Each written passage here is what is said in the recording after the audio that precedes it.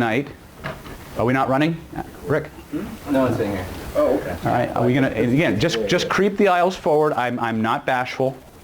I am a little reserved.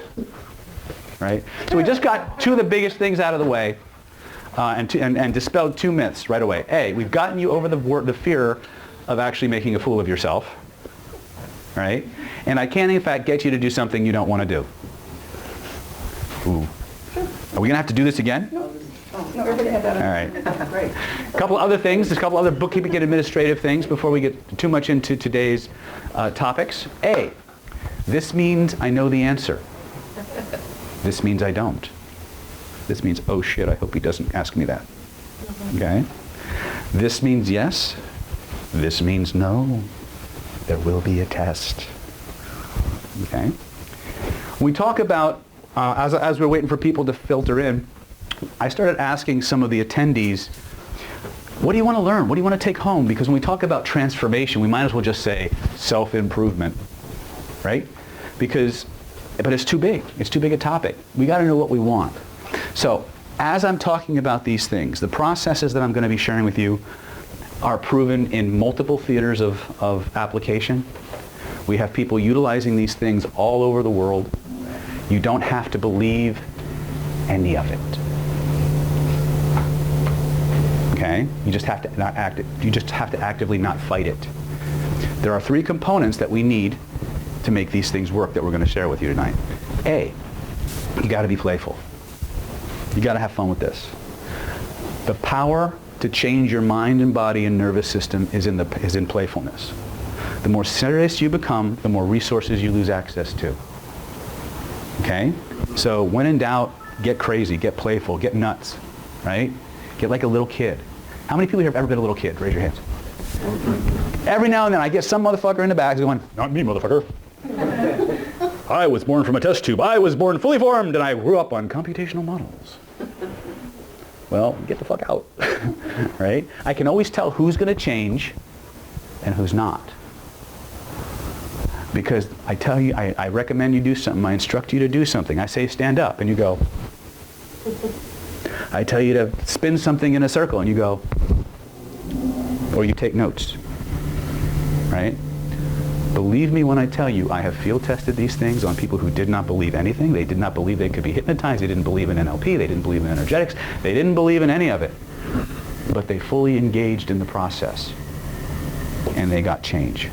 Because the stuff I do and the way it works, if the success of the protocols I'm going to share with you tonight required the subject to actually believe in it, I'd have an 80% failure rate instead of a 90+ success rate. Okay? You don't got to believe it. You just have to be playful, like when you were a little kid playing pretend in the backyard. Okay? You have to be absorbed. We'll discuss what I mean by playful and absorption and all these other things in a moment. And you have to be focused. If you can do those three things, ladies and gentlemen, you can make any change you want. Okay? Take it to the bank, right? The other thing I want to recommend is there's another aspect that I want you to start to develop. And whether you're a practicing hypnotherapist or a neurolinguistic programmer or somebody who's just here to get stuff handled, be relentless. Okay? In NLP, you're going to hear me bag on NLP. You're going to hear me bag on hypnotherapy. You're going to hear me bag on just about every discipline I study and use. I'm an equal opportunity hater. Okay? Every training, every discipline has strong points. Every discipline has drawbacks. Okay? So, real quick, some of the people who came in late, raise your hands if you came in late. I want to single you out and laugh at you. No. What do you want to learn today? What brought you out? It was actually a really great story. So I was talking to a colleague of mine, and he was telling me about NLP and what he was doing, and I'm multitasking as I'm talking on the phone to him and doing all these other things and not really paying attention. Mm-hmm. And then all of a sudden they get an email saying there's an NLP seminar going on, and I said, okay, well, this is the universe telling me this is where I need to be. So that's why I'm here. Nobody's here randomly. All right. So you just hear are you the one that came from Glendale? Yes. Okay. I left tried a to, message. yes, Yeah. I tried to find your phone number, or I was going to text you back, but apparently Okay. you blocked the number or something. I don't know. I blocked it? I don't know. For some reason I couldn't find it, but I did get it. How about you? What do you want to take home? I want to learn about NLP. I have not had any experience with it. So how many people here have some experience with NLP? Okay. How many are lying? No. There's always somebody lying, right? How many people here have some experience with hypnotism? How many are certified? How many are certifiable? Okay. The good news is, well, I have some bad news first. You're going to learn hypnosis and NLP. And I have some better news. You're going to learn hypnosis and NLP filtered through the uniquely distorted worldview of David Snyder. Okay? Which means you don't have to believe in it. You just got to do it, right? So, to answer my question again, with as much enthusiasm and excitement as you can pretend to have, how many people here have ever been little children? Yeah, all right. All right, we're getting somewhere now. How many people here, were you ever a little child? Oh, cool. How about you? Yeah. All right. When you were a little child, were you a tomboy or a tomgirl? A girl? Well, you know what I mean. You know what I mean when I say tomboy or tomgirl, right? A tomboy is a girl who does all the boy stuff, likes to do all the boy stuff, and then a tomgirl is just Girly girl. Yeah, just girly girl. Oh, Okay. I was a tomboy. All right. How many tomboys we got in the room? You guys can raise your hands too. It's all right. All right. How many girly girls we have? Guys, be careful raising your hands. This is California. We're liberal, but not that liberal. All right. So when you were out there and you played pretend, yes? Yes. What did you like to play pretend at when you were a little kid? I don't remember. I play sports a lot. Played sports a lot? Did you ever play, like when you were like 5, did you ever like play soldier or cowboys and Indians or ninja or something like I that? played cards, and I played like soccer and swimming and karate. And You played karate? well, I did karate. Okay, because I have a 9th degree black belt in Okinawan karate, so I was just, yeah. Thought I'd throw that out there. You missed part of the pedigree. I'll throw those things out there that I'm certified in. I've got more degrees behind my name in terms of certification stuff than McDonald's sells hamburgers. So when I actually tell people all the things I'm certified in and that I've done, it either sounds like I'm bragging or trying to compensate for something, if you know what I mean. So I usually just throw things out as we need them. Did you play pretend when you were a little girl? Me? Oh, which It's one? okay, you can both answer, but Go ahead. her first. I did. Uh-huh. And were you a tomboy or a girly girl? You know what? I don't know. I did a little of everything. You did a little everything? Yeah. Cool. So what was your favorite thing to play pretend at? Oh, I played school. School? You were the teacher? My brothers and sisters. You drove your brothers? So did you teach your brothers and sisters that drove them nuts, or did you actually like teach your stuffed animals and stuff like that? No, I forced my brothers. You forced your brother? Can I get up now? No! All right. So sometimes, how many people here played soldier as a kid? Or cop or superhero? I'm a superhero. I'm a nerd. I'm a total geek, right? So you know, like maybe you're in the backyard, right? And maybe you're playing cowboys and Indians, maybe you're playing cops and robbers, maybe you're playing soldier. If you're a girly girl, maybe you're playing, you know, princess or teacups or whatever. You know, you have your little stuffed animals and you're pouring tea. Would you like some more tea, Buffy? Right? And you're having conversations back and forth with those pretend characters or those stuffed animals. Or maybe you're in the backyard, you pick up a stick or a toy gun, and maybe for the first 5 minutes, you know it's just a stick or a toy gun. And then 6.5 minutes later, it's a real M60. You're really Rambo. There's really bad guys hiding behind the trees. Right? You knew the stuffed animals that you're serving tea to are just stuffed animals for the first 5 minutes. And then 6.5 minutes later, they're asking for more sugar, another crumpet, and you're having conversations about the Queen of England or whatever's going on. True, not true? Mm-hmm. Okay, we have meds for you. I have a question for you. It's a very simple one. Were you asleep when that was happening? Were you really focused on what you were doing? Were you having a ball? Yeah. Congratulations. If you can do that,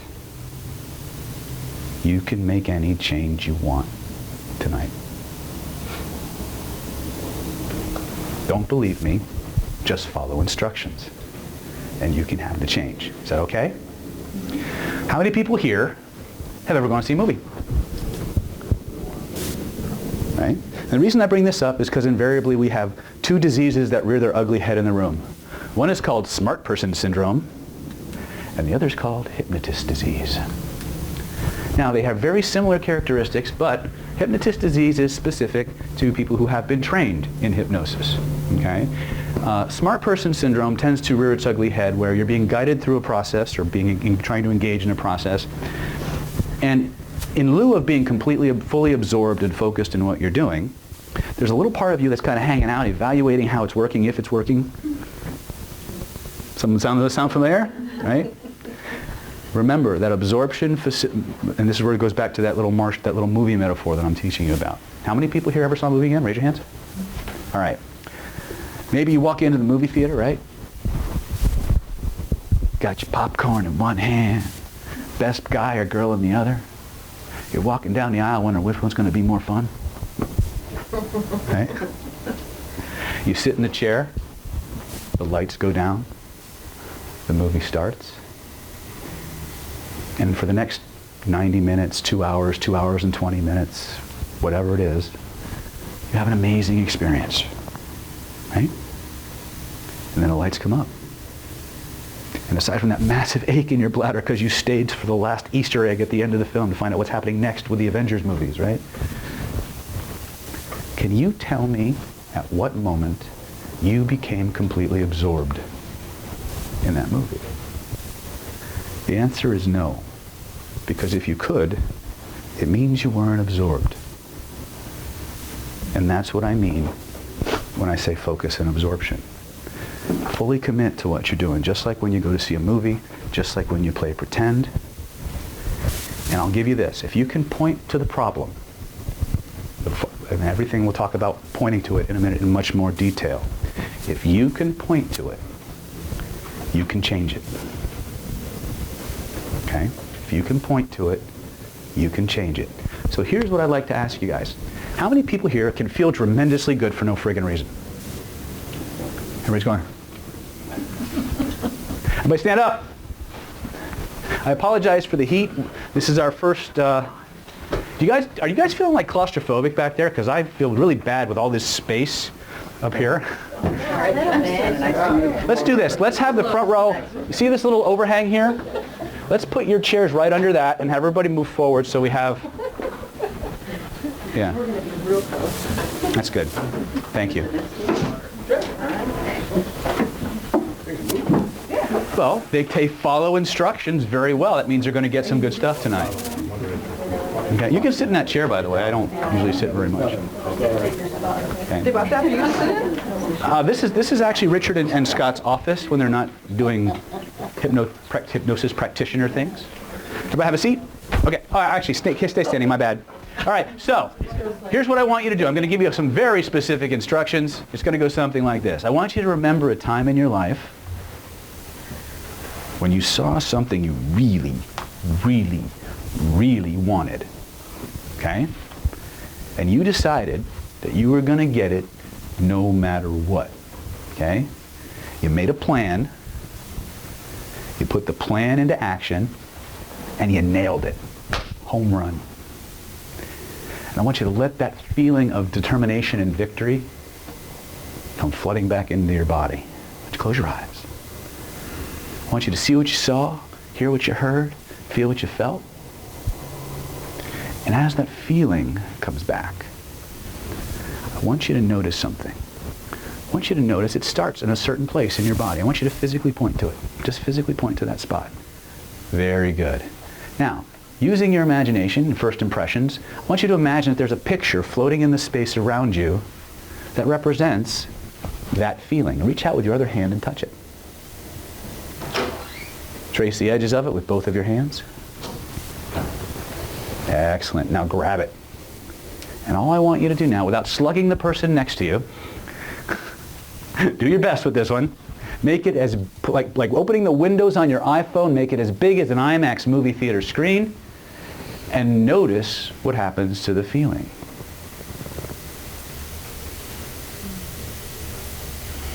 Oh, by the smiles, I can see what's happening, right? Very good. Now bring it back to its original size. Without changing the size of it now. Physically grab it. Get your body engaged. This is a supernatural moment. We got to get the meat involved. Okay? No supernatural fans out here? Without changing the size of the image, pull it closer to your body. Notice what happens to the intensity of the feeling. Stronger or weaker? Stronger. That's right. Lift it up over your head. Now, imagine you can pull it down over top of your head and wrap it around you like a big blanket. And notice what happens to the feeling. Woohoo! Oh my goodness, that feels good. Now, next one's going to be a little weird. You can have this back in just a moment, but unwrap it, lift it back up over your head. Now, just like you would throw a frisbee, I want you to throw like a frisbee all the way behind you, back over the horizon. Donna, what happened to the feeling? Went away. It went away? What happened to the feeling? Gone. Oh, shit. All right, now imagine you're like either Mr. Fantastic or you have big magnetic hands. Hold your hands up and suck it back. And now, because this is your feeling and your nervous system and you're the god or goddess of your universe, put it where you like it the best, where it feels the best, and just let it sink in. Let it soak right in. Noticing how as those feelings sink deeper and deeper into your mind and body, every part of your system begins to grab a hold of it. And when you know it's locked in, when you know it's yours forever at that intensity, try to turn it off and notice what happens instead.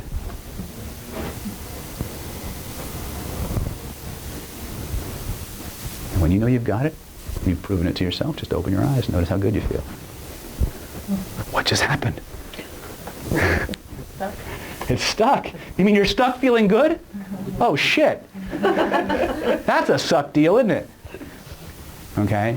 And here's the best part. You're only going to get better at this. Okay? What you've learned, you guys have a seat. What you've learned in the twisted, weird, psychotic world, according to David, is how your nervous system is organized. You see, in NLP, we have this idea that everything that we experience isn't real. What? What do you mean it isn't real? I just felt it. Yeah, what you felt and what you experienced was a recording. The two big myths that we need to get out of the way right up front before we start talking about anything neurolinguistic, anything hypnotic, whatever, is the idea, A, that your memories are real. That anything you experience subjectively is real. You see, we don't live in real time. Okay, there's an old saying, if a tree falls in the forest and there's nobody there to hear it, does it make any sound? It's a trick question. Right? Anybody know the answer? The smart guys in the room know the answer? The smart girls in the room know the answer? It's like, it's a trick question, I'm not answering it. Of course it makes a sound. Of course it makes a sound? Yes, even though I didn't hear it. Okay. That's actually not true. Okay. But it would seem to make a sound because we don't understand what sound really is. You see, sound is an interpretation of vibratory information. Every one of your five senses is taking in vibrational data, and information is encoded in that vibration. Each of your sense organs takes that vibratory information, decodes the information in it, and creates in your mind a representation of what that data could mean to you. To make it real simple, there's two chambers in your mind, really. There's the raw, what NLP likes to call the deep structure or primary representation of an experience. In other words, there's this massive iceberg of information that comes in through your five senses that each part of your brain decodes and disperses to the body like a big cloud server. You're going to hear me use a lot of computer metaphors, and I'm not here to imply that we are like computers. That is actually false. We were here first. Computers are like us, just not as cool. All right? I have a lot of the things that I'm going to share with you are based on observation and pattern recognition, which is something that both the martial arts that I've studied, which are very esoteric and all about decoding secrets, neurolinguistics, and Oriental medicine all have in common. The ability to recognize, identify, and apply patterns that indicate process and structure. As an Oriental medical practitioner, I can look at your ear and tell you how you're sleeping. I can feel your pulse and tell you if you're pregnant. Okay? Because the Chinese for thousands of years learned to observe. A good neuro-linguistic programmer, a good therapist, learns to observe. They learn to pay attention. They don't let their beliefs get in the way. Because whatever you believe will color what you perceive. Does that make sense? We're going to talk about beliefs and perceptual filters. These little apertures that govern what you pay attention to first and what you disregard. They're all based on your beliefs and your emotional states. Okay? What we just did was, using a neuro-linguistic framework, is we isolated what I've called the universal coding system. Every human being on the planet that has a heartbeat and a pulse is pretty much organized in this way. The primary drivers that modulate the volume on your experience are size and proximity. Okay?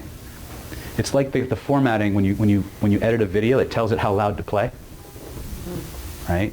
There's a language in that vibratory, there's information encoded in that those vibrations coming in through your five senses.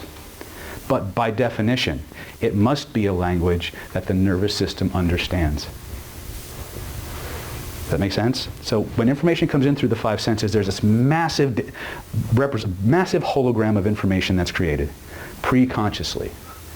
And I call that the part of your brain that creates the map, not the reality, the interpretation of the way the world is. It's information based on the five senses, taken in through your five senses. Then it runs through another section of filters. Beliefs, history, meta-programs, social upbringing, all those things, values, all these filters. And then what it creates from that, it changes the information as it goes through. And that's what I call the way the world's supposed to be. So we have this massive amount of information, which is way too much for us to consciously track anyway. And then it's sorted through this loop-de-loop, this sluice gate of all these other filters that creates a representation of the way we think the world's supposed to be. Got it so far? And that's the image, that's the representation that gets flashed onto the movie screen in our mind. Got it? Now, our nervous system is designed to project outward and perceive outward what we've created on the inside. Okay? How many people here know somebody who's just ridiculously lucky? Like if $1,000 fell out of the freaking sky, right, in a safe, right, the money would land in the back of his car or her car, and the safe would land on yours. Right? Don't you hate those motherfuckers? Right? Well, they did a study. They wanted to see if are there, metaphysics aside, are there actually any attributes or qualities that all lucky people have in common? Turns out they found some. So they created, once they had isolated these variables, they decided to run some experiments. So I think this study was done in the UK. And what they actually did was they rented a restaurant for like a week. And they hired actors to go in and pretend to be patrons. And they put like a 20-pound note on the floor. And they would send in the control group. They would send in the lucky people. And then they would send in the unlucky people. Right? And they wanted to figure out, are they more, how do lucky people perceive the world differently from everybody else? And they found out, as you could probably intuit, that the control group had an average dispersion of how many people saw the money on the floor. Right? Every single one of the lucky people saw it. As far as we know, the unlucky people can't find a restaurant. Right? But that was that bad. Okay? They consistently walked by the money on the floor, even though it was in the exact same place for every single person. What you believe changes the priority of the information in the environment that you sort for. This leads us to a concept that has nothing to do with NLP, and yet it does, called the emotional refractory period. Now, how many people have ever seen a television show called Lie to Me? Okay, cool. If you haven't, it's a great show. It only lasted 3 seasons because Tim Roth's character got progressively more psychotic, as anything Tim Roth plays generally ends up being. Make it better when they did that. Yeah, it did. And then it just vaporized. But the consultant for that show, I do apologize for the heat. We'll try to give you guys a break or something. The consultant for that show was a very well-known scientist by the name of Dr. Paul Ekman. Now, Ekman is known as the world's leading authority on emotions, facial cues, facial recognition, and even lie detection, actually. And so there was a lot of good science in that show. They've embellished a few things, and Ekman is quick to point that out. But in terms of just educating yourself on what to look for in terms of lie detection, body language, how to kind of decode human behavior on the spot, it's got some really good stuff, and it's an entertaining show. However, most people are not familiar with the rest of Ekman's work. One of the other works that I'm going to reference here, and I suggest you pick it up, especially if you're a hypnotherapist, right, is called Emotions Revealed. Okay? And it was a study on the evolution of emotions and facial cues and things like that.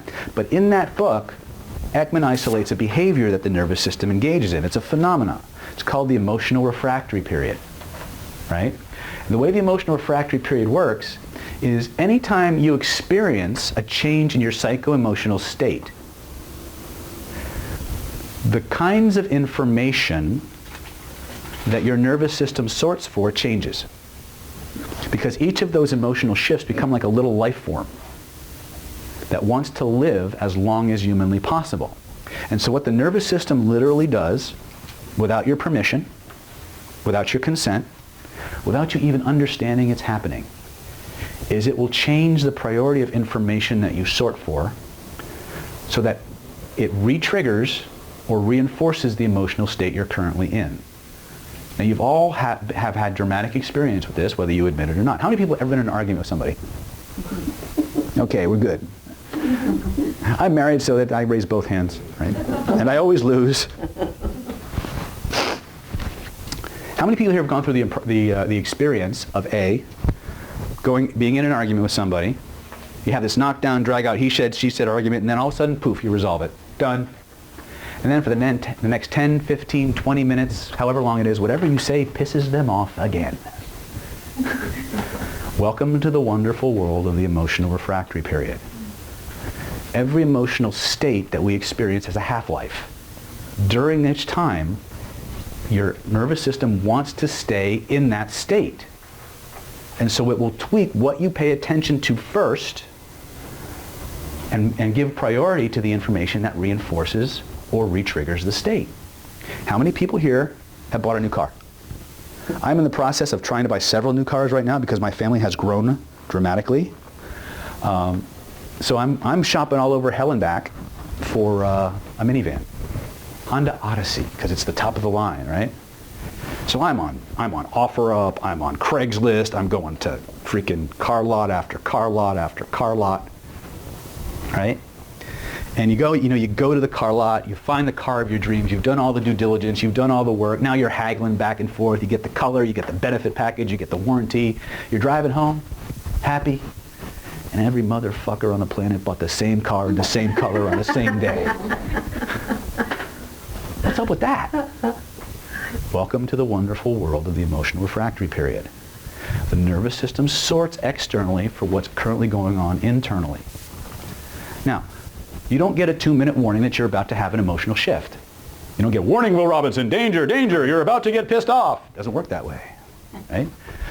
But we do go into and out of these emotional states randomly, or at least seemingly randomly, and this is happening to you all the time. Now I have courses where I work specifically with high-level personal injury attorneys to influence juries, judges, expert witnesses, to win large verdicts.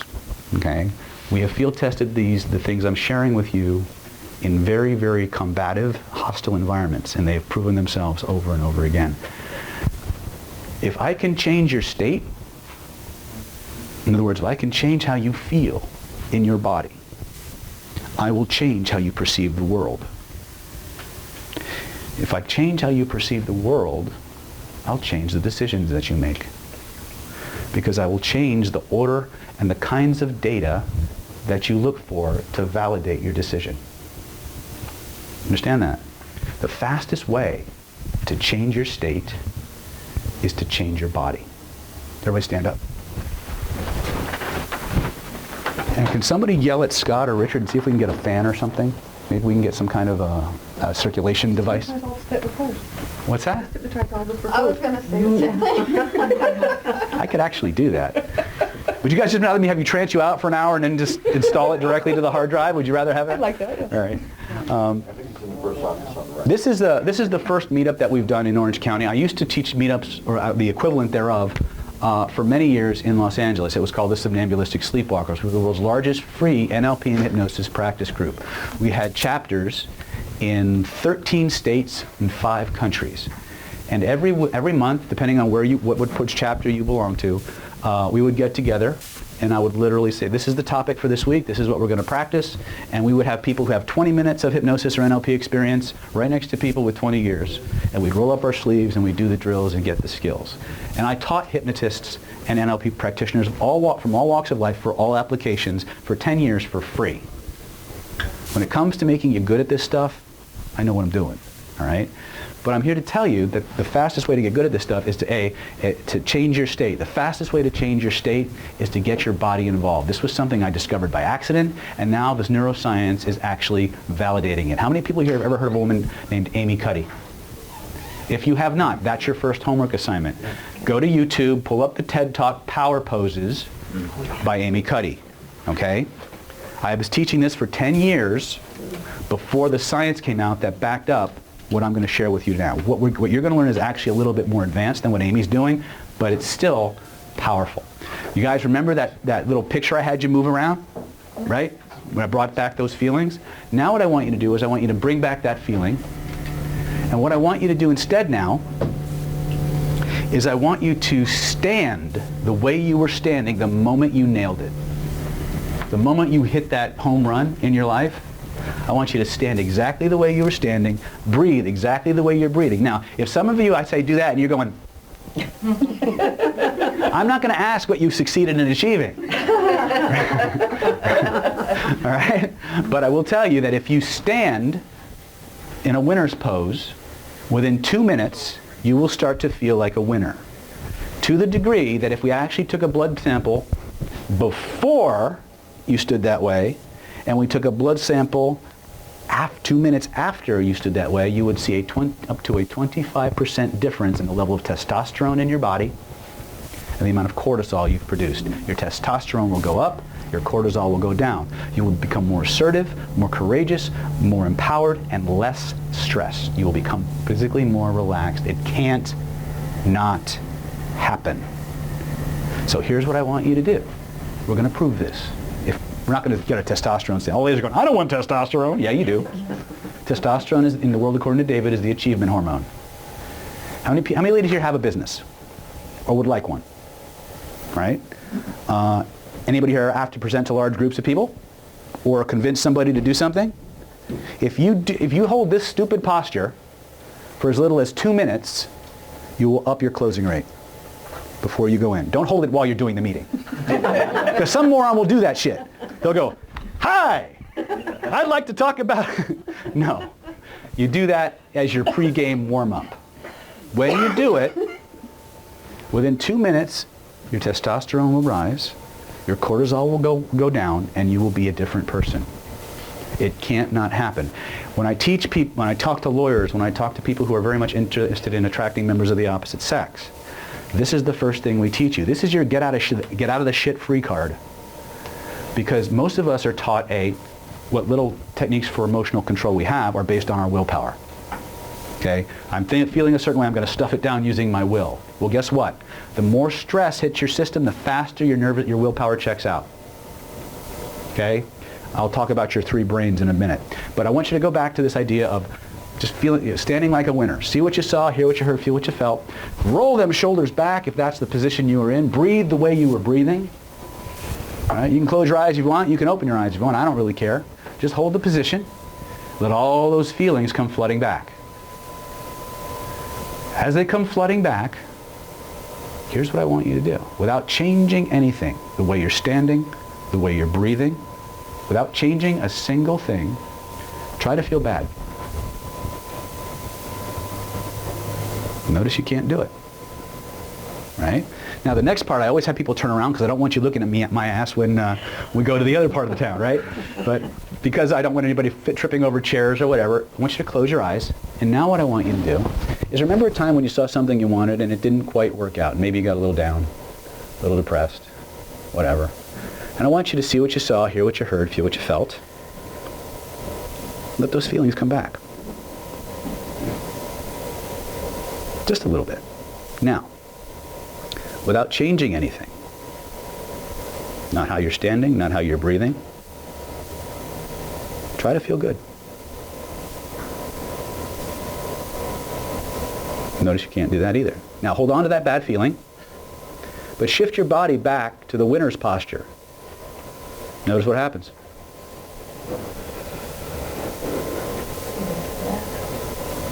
Oh my friggin' God. Once you understand this and the ramifications of it, no one can push your buttons against your will and keep you there ever again. This is so powerful and so pervasive, you can do it in a war zone and be significantly more relaxed than if you try to just calm yourself down using your willpower. And it doesn't matter what the state is. Have a seat. That's important, guys. That is worth the cost of admission today. Right? By the way, keep eating the chocolate, because one of the things we're going to talk about today, and one of the reasons I asked about how many people here can feel good for no reason, is there is a hormone in the body known as oxytocin. Okay, oxytocin is the primary mediator of a phenomenon we call neuroplasticity. Neuroplasticity is the ease and the speed that your nervous system connects one nerve to the other. Like every brain cell that you have is trying to connect with every other brain cell. Oxytocin speeds that up. Yes? Are you saying oxytocin increases the rate of rewiring the brain? It also increases the scope of it. Studies are showing that in the presence of oxytocin, very, very dense neurological connections can be overwritten far faster and far more easily than without the presence of it. Yes? Do we release oxytocin when we have sex? Yes. The most, it's a great question. To have more sex? Absolutely. Amen, sister. Give her an amen, and a woman, and anything she wants. She nailed it. No pun intended. Does that mean we create oxytocin? Yes. There's 4 primary ways, give or take, that you can get large amounts of oxytocin into your system. A, get pregnant. Or deliver. Or deliver, right? That's why deliver. That's what pitocin. Yeah, pitocin is actually synthetic. Yeah. So you could get pregnant and get help for the contractions, because oxytocin also helps to stimulate vaginal contractions. Or uterine. Uterine contractions, Mike, sorry. My mistake. Oh, I know. That's a different class, right? However, the most oxytocin organically is released during orgasm, right? So if you can have multiple intense orgasms in a short period of time, you have the mother load dose of oxytocin that you need. We won't be doing that tonight. I do have a class in Las Vegas once a year, and Donna can tell you about it. I heard stories about it. She was blonde when she went in. In the next room. So I thought you have a refractory. Yes, we do. We're going to talk about refractory. Stays in Vegas. What stays in Vegas winds up on YouTube. Don't kid yourself. Right? Facebook or YouTube. Right? It was a very fun class. There was like 10 or 15 of us, I think, and there were rooms doing hypnosis on either side. And we were alternating between noise complaints and jealousy. Because everyone in the other rooms who wasn't teaching wanted to be in our room. And every teacher teaching in those other rooms wanted to hang me. Huh? It was called Sensuality Enhancement, Erotic Hypnosis Made Easy. And I really had to loosen those motherfuckers up. Because they were all therapists, except for one dominatrix who came for the sex. She probably stayed in the room. She couldn't stay in the room. She was also hyper suggestible. So I zapped somebody in the chair. There are some really good clips on the HypnoThoughts Facebook page. I'm very careful about that kind of information that I release publicly. I have a massive YouTube channel. You're all welcome to go check it out. But if you want to visit the HypnoThoughts page, it's primarily for people, our HypnoThoughts Live page, which is the convention page. I highly recommend you go check it out. There's some amazing people at the HypnoThoughts Live convention, which our buddy here and your sponsor for tonight, by the way, Mr. Scott Sandlin. Please give him a big round of applause. He's providing the room and the air conditioning. fans in We're the working back. on it. Yeah, I know. It's all right. But circling back, this is also a hypnosis training school. I am one of the people who has classes, who gives classes here, but there's a star-studded lineup of very world-famous hypnotists and hypnosis trainers who are on staff, on faculty here at HPTI. In fact, they actually have a free 16-hour introduction to hypnosis course that I recommend you all just jump into and see if it's something that resonates with you. Okay? I don't get anything for that, but if you guys are interested in hypnosis, I have a slightly different approach. I run the San Diego Hypnosis Institute, and what I teach is called real-world hypnosis. Real-world hypnosis, which means hypnosis anytime, anywhere, for any reason, no matter what's going on. Okay? So I look at hypnosis and NLP and related disciplines as a life skill. So if the only place I can use it is in the treatment room, I get really bored really quick. Because there's too many other great things that you can do. It. Maria just survived the real-world regression class, right? And Donna survived the sensuality enhancement class. He's been to a couple meetups. You've been to a couple meetups. But be that as it may, we're not having orgasms tonight. Unless you pay me lots of money. Right? And we do those classes. I mean, trust me, I have literally seen spider phobias cured through intense, multiple orgasms in hypnosis. The most oxytocin that is delivered to the system happens during orgasmic climax. That's why sometimes we make stupid decisions. Oh yeah, absolutely, right? The other way that we can get lots of orgasm. You guys got me in that mode now. You've got my emotional refractory period going. Oh God, right? Another way that we can get a lot of oxytocin delivered very, very quickly into the system is through 20 minutes of intense hugging. Yeah, that's logistically not useful, especially in this heat, right? Laughter will do it. So I will be goosing your reptile brain left and right. I will make all kinds of inappropriate, politically incorrect jokes designed to shock and hilarate you, right? Because the more I get you to laugh, the more oxytocin you release. See, I'm not a motivational speaker. I'm a transformational one. My job is to get you change and to teach you how to drive your own bus, push your own buttons, utilizing the techniques of hypnosis or NLP. But you don't need to know how to build the bus to drive it, right? If I can give you a few key elements so that you can run your nervous system more effectively, then I've done my job, okay? Is it useful to not be the slave to any emotional state ever again? This means yes, this means no. That's the test, okay? So remember, tactically, if there's a psycho-emotional state that you want more of, find the physiology that corresponds to it. You got people who are suicidal, depressive, change how they stand for 10 minutes. Now I said 2, I go for 10, right? Because if I go for 10, I'll get the 2. And their state must change. Now what you will see, how many noticed when you went from the standing in the good way to trying to feel bad? How many people notice your body wanted to do this? That's the only thing you have to manage consciously when you're utilizing this technique.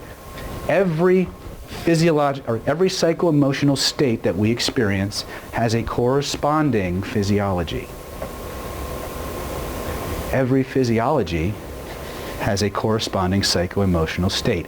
It's a loop. Assume the body posture, the feeling comes. Go into the feeling, the body changes. That's the principle. If you go to my YouTube channel, you will see a video. I teach attraction. I don't teach seduction, I teach attraction. Both law of attraction and man to woman attraction. Right? A lot of my clients are gay. Who knew, right? But there's a video on YouTube called Secrets of Speed Attraction. And there are several iterations of it, but the one I'm referencing specifically is called the mating dance. There are 7 discrete body language phases that every human being on the planet goes through, every 2 human beings on the planet go through on the way from being a complete stranger to 1 + 1 = 3.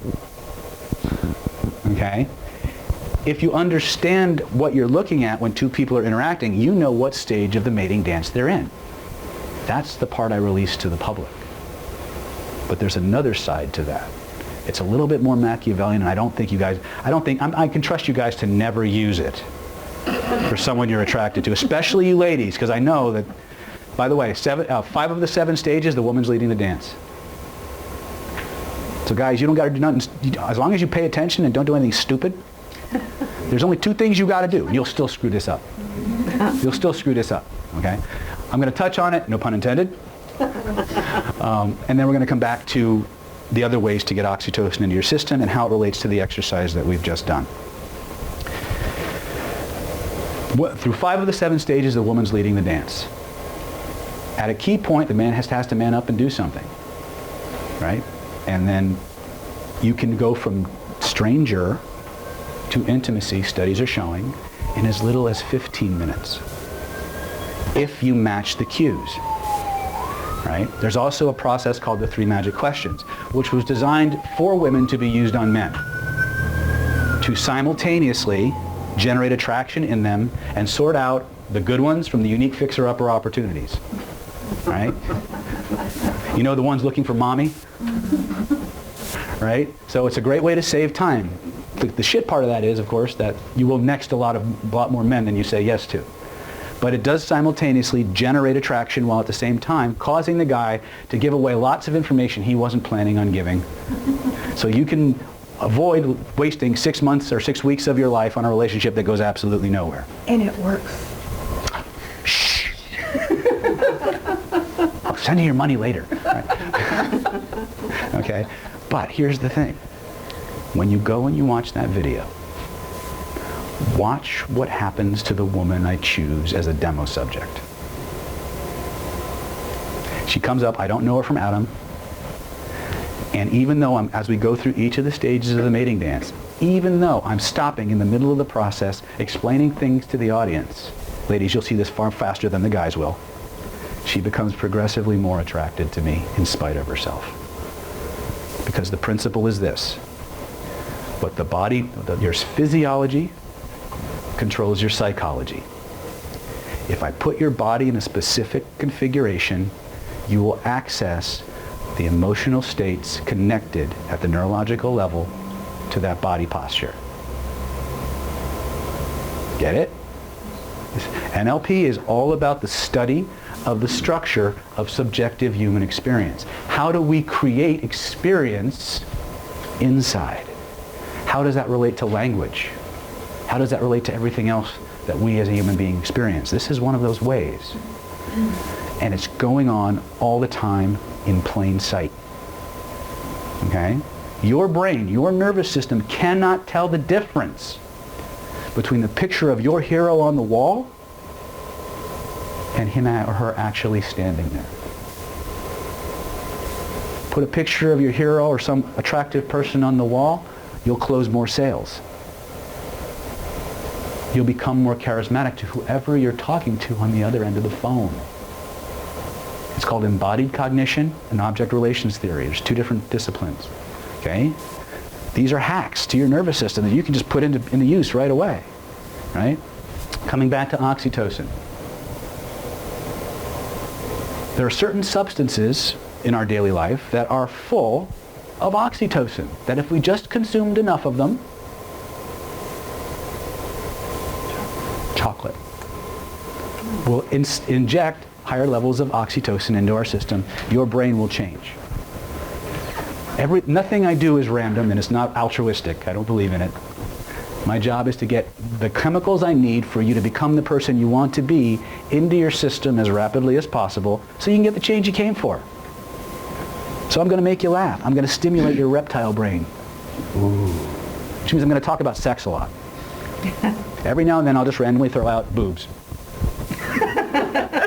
And see what happened? Anytime you stimulate somebody at the paleocortex, the oldest part of your brain, you get a little jolt and about 20 minutes more attention, right? Which is what I need. I need you to pay attention. I need you awake. I need you interactive, in spite of the heat in here, right? Your nervous system has a coding system by which it plays those recordings. We call them memories. But there's a structure to your memories. Now the first principle, the first myth I want to debunk, A, your memories are not real. Okay? And they are not the events that happen to you. Your memories are not the events that they're recordings of. You guys get that? Can you wrap your heads around that? Science has already shown us, A, your memory is not the thing that happened to you, and it changes over time. The memories, the recordings, the movies in your head aren't even the real thing that happened, aren't even accurate in terms of what happened. So the question becomes, because what happens whenever we encounter a situation or circumstance that is either familiar or unfamiliar, the first thing your nervous system does is it goes back into its past and looks for something similar that happened to you already to figure out what to do next. So the question becomes, when it goes back there, what's it finding?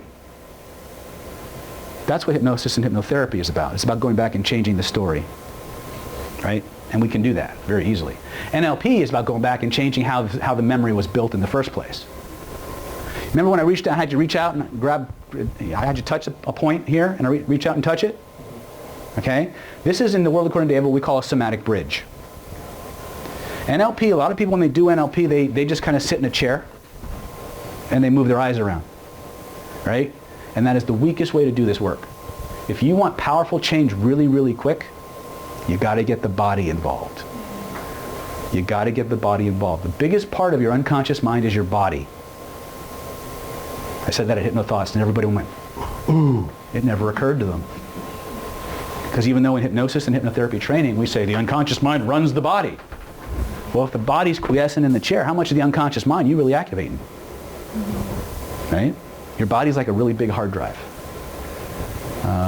Anybody here have an ache or a pain? All over. All over? Yeah. You want to get rid of it? No, I got a relationship with it now. Okay. All right. Is it okay to get rid of it? Sure. Come on up. Come on up. Trying. What happened? I have lupus. Lupus? Okay. So when you're dealing with chronic illness, there's some, I'm going to do a technique. You're going to start with the technique that we just played with called magic frame. Okay?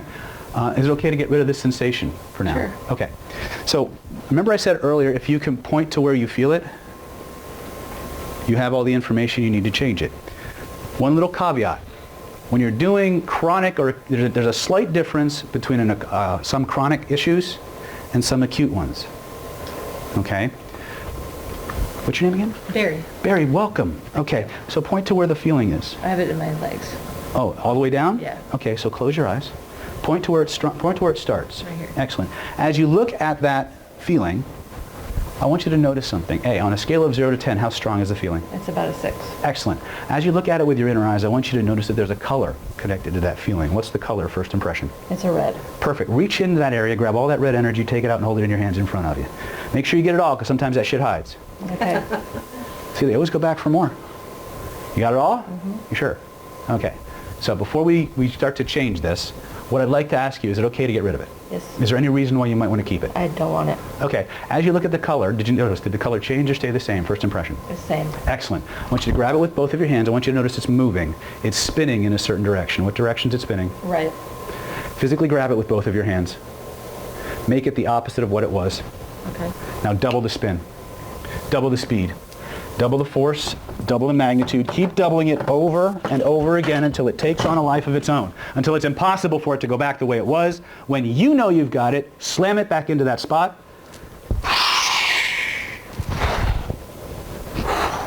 Notice the change.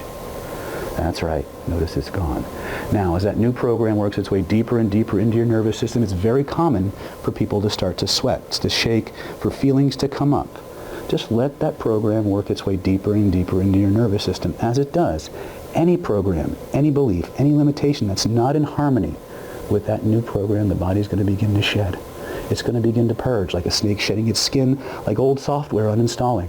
Don't try to measure it. Don't try to manage it. Just let the process happen. And when you know it's done, try to bring it back and notice what happens instead.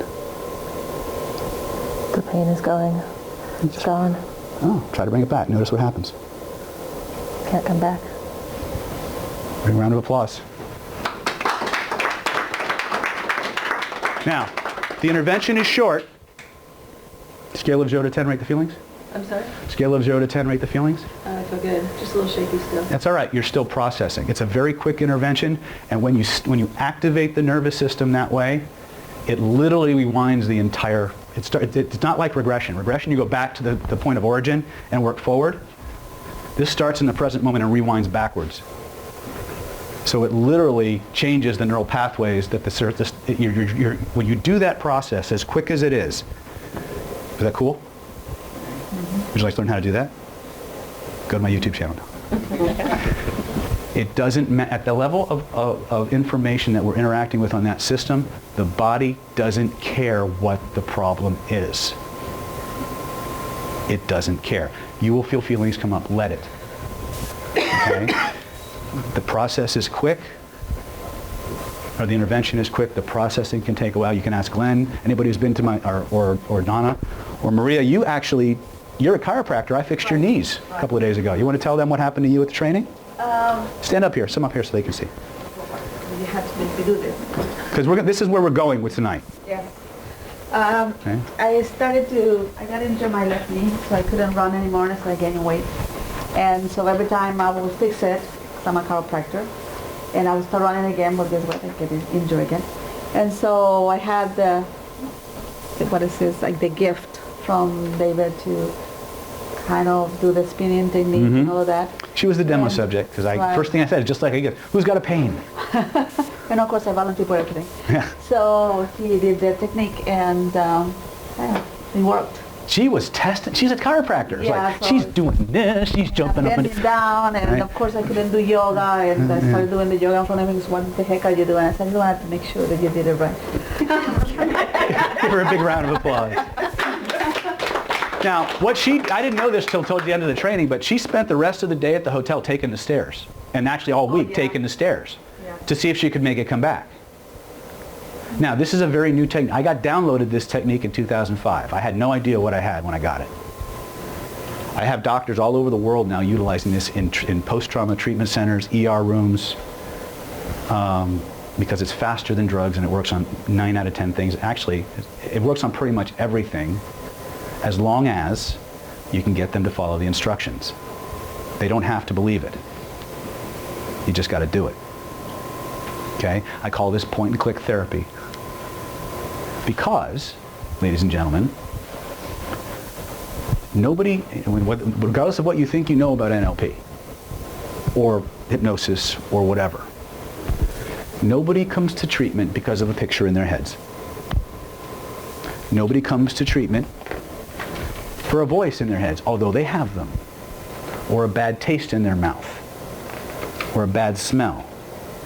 They come for therapy or for healing because of the way those things make them feel. In NLP, we have this thing called strategies. Now, in NLP, you have, I'm going to use my markers because every time I go to another venue and they have markers, they always suck. Right? You notice I move this out of the way because I have had, and again, you can see this all on YouTube. You don't have to take my word for it. I have had people come in who had bad scoliosis and spinal stenosis for 47 years. The drugs have stopped working. Everything has stopped working. I've had point to where you feel it. I do this process. They wriggle like a fish on a hook for about 5 minutes, and it goes away and it doesn't come back. Chronic herpes outbreaks, gone. Yes? Is it the feeling of it, or the actual physical? Well, that's what I'm going to get into. I don't want to get too technical with it. I went real in depth with this both at my mastermind last night and at the 5-day hypnotherapy training. I run the world's longest ongoing skill development NLP and hypnosis mastermind that exists. I've been running it consistently every day for over 5 years. We meet once a month down in San Diego, and it's my skill sets, my toolbox, your applications. I literally go around them, kind of like I did at the beginning of this meetup. I say, what do you want to learn? What do you want to learn? What do you want to learn? I write them up on the board. I find the connecting threads. I generate the lesson plan on the spot. And then for the next 4 hours, 8 hours, whatever the training session is that day, I drill you on those skills until you can do them in your sleep. And then you go out into the world and you apply them to your life. You come back next month and I'm going to ask you the same thing. What do you want to learn? What do you want to learn? It is not a certification track. It is designed to get you the shit you need, shit being a technical term, specialized human influence technologies. And we got some really cool shit going on in there, okay? And it's all in one place, so our shit is really together. Yes? Can I use that for a person that's got insomnia? Yes. Chronic Yes. insomnia? Yes. Now, when we're talking about chronic stuff, there is a tweak that sometimes you have to make. Don't believe me, by the way. Learn the technique and play with it. Okay? I use this to generate orgasms on command. I use this to take away 5 documented cases of a broken heart. We literally took it out, spin it, put it back in. They didn't care about the person anymore. The human mechanism, the human nervous system, is the world's largest, most comprehensive, advanced, holographic, fractal information processing network that exists short of the planet and the universe. Your brains, your nervous systems are simultaneously literal, metaphorical, fractal, holographic, and analogic. And depending on how you integrate those different layers of the nervous system will be equivalent to the results that you generate. The reason that technique works so fast and so deeply on anything is because it mobilizes every single level of the nervous system to one specific outcome, utilizing a language the nervous system understands simultaneously. The problem that we have with a lot of our interventions, NLP being one of them, is that they're developed and derived from a reductionist way of looking at the world. We're going to separate X from Y, Y from Z, and we're going to focus on that. We're going to get specialized. True, not true? Okay? Don't believe me. If what I'm saying doesn't mesh with your worldview, it's okay to say no, right? If what I tell you and what I teach you and the way I teach you resonates with you, use it. If it doesn't, chuck it, right? But the system, the meat suit we're walking around in, doesn't work that way. It's designed around connection. It's designed around synergy. It's designed to work synergistically towards a common outcome. And when you find the way to interface all of those levels of the nervous system, when I do that process, by the way, she was in profound somnambulism. Where the hell was the induction? The induction happened the minute I said, you want to get rid of it. And I said, point to where you feel it. Okay? I won't break it down more than that because you don't need to know all that to make this work. Everything we experience comes in like it's being downloaded from a cloud server. It comes in through the eyes. It comes in through the ears. It comes in through the nose. It comes in through the mouth. Right? The information comes through the senses to the cortex of the brain that processes it. Those processes work together to create that big picture I told you about, the way the world is based on that sensory information, right? Then it funnels it through the way the world's supposed to be. All those other filters, your beliefs, your meta-programs, your values, your memories, right? And it creates the way the world's supposed to be. Not the way the world is, the way the world's supposed to be. That's the study of NLP, right? And that's when they say things like, the map is not the terrain. Oh, I hate that shit. I hate that shit. It's a sad tragedy that the most advanced communication model on the planet can't adequately describe itself. Because people hear that. Well, the map is not the terrain. What the hell does that mean? On one level, we kind of sort of understand it, but we really don't get it. What it means is just like the information coming in from the outer world is vibratory data that's translated through your senses to the cortex of the brain, and a representation is made. There is a code that your system uses, a programming language, for lack of a better word, that it uses to create those experiences. And then once the experience is made, it sends it back to a different cloud server. The body. And when it's time to bring back that information, just like everybody here knows how a cloud server works, right? Because I'm not really technical, but basically you have a movie that you, or a short video clip or something that you want to save, right? You upload it to the cloud. It's not one server. It's not one location. That thing goes up there and it literally gets pulled apart and scattered all over hundreds and thousands of different locations. And then when you go to download it from the cloud, the system accesses all of those areas and pulls the information back and puts it back together. Does this sound roughly correct? David? I think so. Okay. Guess what? Guess who had it first? You did. Your nervous system. This is why in hypnosis, somebody comes in with hysterical paralysis, their hands stop moving. Doctors can't find anything. We go in as a hypnotist, we reprocess the experience, remove the emotional charge, it goes away. NLP, same thing. Where we miss the boat is we list this idea that we are a cloud server. Our body is a cloud server. The universe is a cloud server. This is the interface. So information comes in, we create a movie. Once the information is processed, it gets dispersed until it's re-triggered. The moment it's re-triggered, a feeling rises up in our body, and everything else follows. The feeling, in the world according to David, we call that a somatic address. The feeling is the entry point to all of the data. It's the point where all of that data connects, intersects, and manifests. It's also the place where we have the most leverage on it.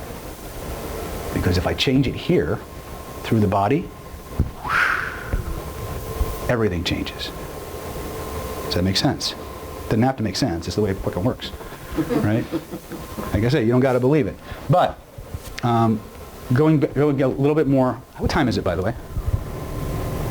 Time for the air conditioning? Time for the air conditioning? 8:42. Yeah, I would complain to management. You guys having fun with this? Yeah. Okay. Now, going back to what I used to do with sleepwalkers. Sleepwalkers, we'd pick a technique or a topic. I'd do the demo. I'd do a little bit of explanation. Then we spend the rest of the night just drilling. So I'm going to give you guys a choice. You want me to lecture? You want to practice on each other? Lecture. You want me to lecture? You don't want to practice?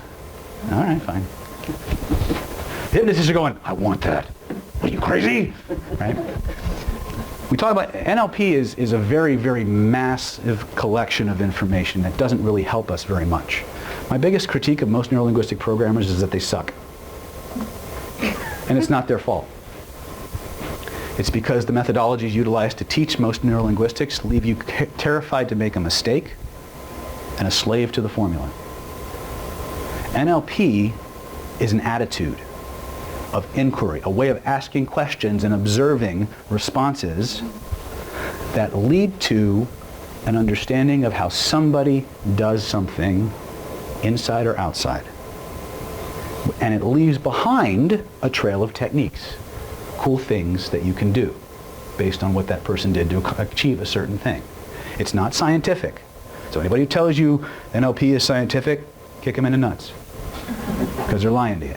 I don't have patience for liars. But one of the things that kind of gets overlooked a lot of times is how do we make this shit practical? What for somebody who hasn't the time, energy, or effort to spend 8 days out in Orlando studying with Richard Bandler or John Grinder, right? How can we start to understand this in a practical, functional way that supports what we just taught you? Let's look at the age-old question. What are your thoughts made out of? Trick question. What are your thoughts made out of? What are your thoughts made out of? Memory? Memories? What are your thoughts made out of? I don't know. Oh shit, he asked me. Yeah, I know. You've been to mine, don't you dare answer. Experiences. Experiences? What are your thoughts made out of? Vibrations. Vibrations? Observation. Observations? What are thoughts made out of? Experiences, I guess. Experiences? Perception. Huh? Perception. That was the closest answer yet. Wrong. All right, all wrong.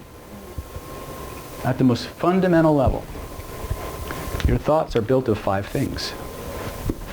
Visuals, auditories, kinesthetics, olfactories and gustatories. Things you see, things you hear, things you feel, things you taste, and things you smell. When you pull up a memory, when you pull up a thought, that's what they're made of. Right? When you communicate a thought, the words that come out of your mouth are going to fall into these categories of experience. And what they teach us is what part of the brain you're accessing for that piece of information. In other words, the brain is kind of... Anybody here ever work on a car with spark plugs? Okay, you know that each car has a firing sequence, that if there's a certain sequence that those spark plugs have to fire in for something to happen, right? And if you get things out of order, things don't work that well. True, not true? That's an old metaphor, but it's the best one I can come up with right now. NLP calls that a syntax, by the way. The order and sequence of information. And what this is really telling us is which cortex of the brain is firing at any given moment to access that data. Now, the order and sequence of that data generates behavior. NLP likes to call that a strategy. You have as many strategies as McDonald's sells hamburgers. Okay? You have a strategy for everything you do consciously and unconsciously. Follow me? You have the tool I work with most often, that as a hypnotist I've stole from NLP, but because I'm a hypnotist, I don't have to go through 20 steps to achieve a result. I often make a joke. To err is human. To really complicate things, you need a neuro-linguistic programmer. Now, I am a certified trainer in neurolinguistics under the founder, Dr. Richard Bandler. I'm a master practitioner. I've been doing NLP for decades. Okay? I'm an equal opportunity hater, right? NLP is a fabulous discipline. I just wish we'd come into the modern times in terms of how we teach it to people. Okay? Order and sequence of the VAKOG generates behaviors. You have a VAKOG sequence for everything that you do. Follow me? I'm making a very clear distinction. Behaviors. Things your mind and body do. Externally or internally. However, you guys remember when I had you find that feeling, reach out and touch the picture? Right? Everybody just play with me. Just bring up that good feeling again. The thing you really want. Right? Point to where you feel it in your body. First impression, reach out and touch the picture. Trace the edges of it with both of your hands so you know how big it is. Notice how big it is. Grab it, shrink it down to half its size. Tell me what happens to the feeling. Bring it back. You don't have to keep it there. Right? And just play with it. Just make it bigger and smaller and bigger and smaller. Careful, you play with it too much. By the way, that is a very good exercise to warm up your nervous system to create change. Okay? If all you did was, like when you were a little kid, play pretend, point to where you feel it, reach out and touch the picture, and just do this. And just pay attention to how the feeling changes, your nervous system will start to activate. The part of you that's on autopilot will start to say, oh, you want to know about this shit. Here. And you'll be able to decide how strongly you want to feel about something or not. You see, what NLP discovered was it wasn't the story of what happened to us that was necessarily the problem. It was how we built it. And most of us are moving through the world with our systems on autopilot. Everybody here have a computer? Mm-hmm. How many people have a computer with a desktop? Like an actual, like files and stuff, you know what I mean? Like you look at my computer, you can't see the desktop because everything is open. And I got files on top. Do you have that little app that puts the little post-it notes? If you go to like the old Windows machine, there's a little post-it note app where you can just click and the post-it note comes up and you write a little note. I can't see my screen. It's all post-it notes. Right? And some are on top of others, right? Here's the thing you need to understand. At the level where I interacted with this young lady's system, your nervous system treats those post-it notes like solid objects. It doesn't make the distinction between Donna being here or a picture of Donna being here. What it cares about is how that representation is built. Now, There's another aspect of this. When we reached out and touched the picture, we found out how big it was. We made it small. What happened to the feeling for most of you? Smaller. Got smaller, right? I didn't tell you to feel that. You figured it out by paying attention. That's the secret. I didn't bypass your critical factor, which is what they say hypnosis is. I didn't bypass your critical factor. I redirected it, which is what Richard Bandler, the founder of NLP, calls superior thinking. One of the things we tell all of our hypnosis clients, all of our hypnosis students, is that the unconscious mind holds on to stuff until a time that we can reprocess the experience, but we never do. We deny, we repress, we fight it down.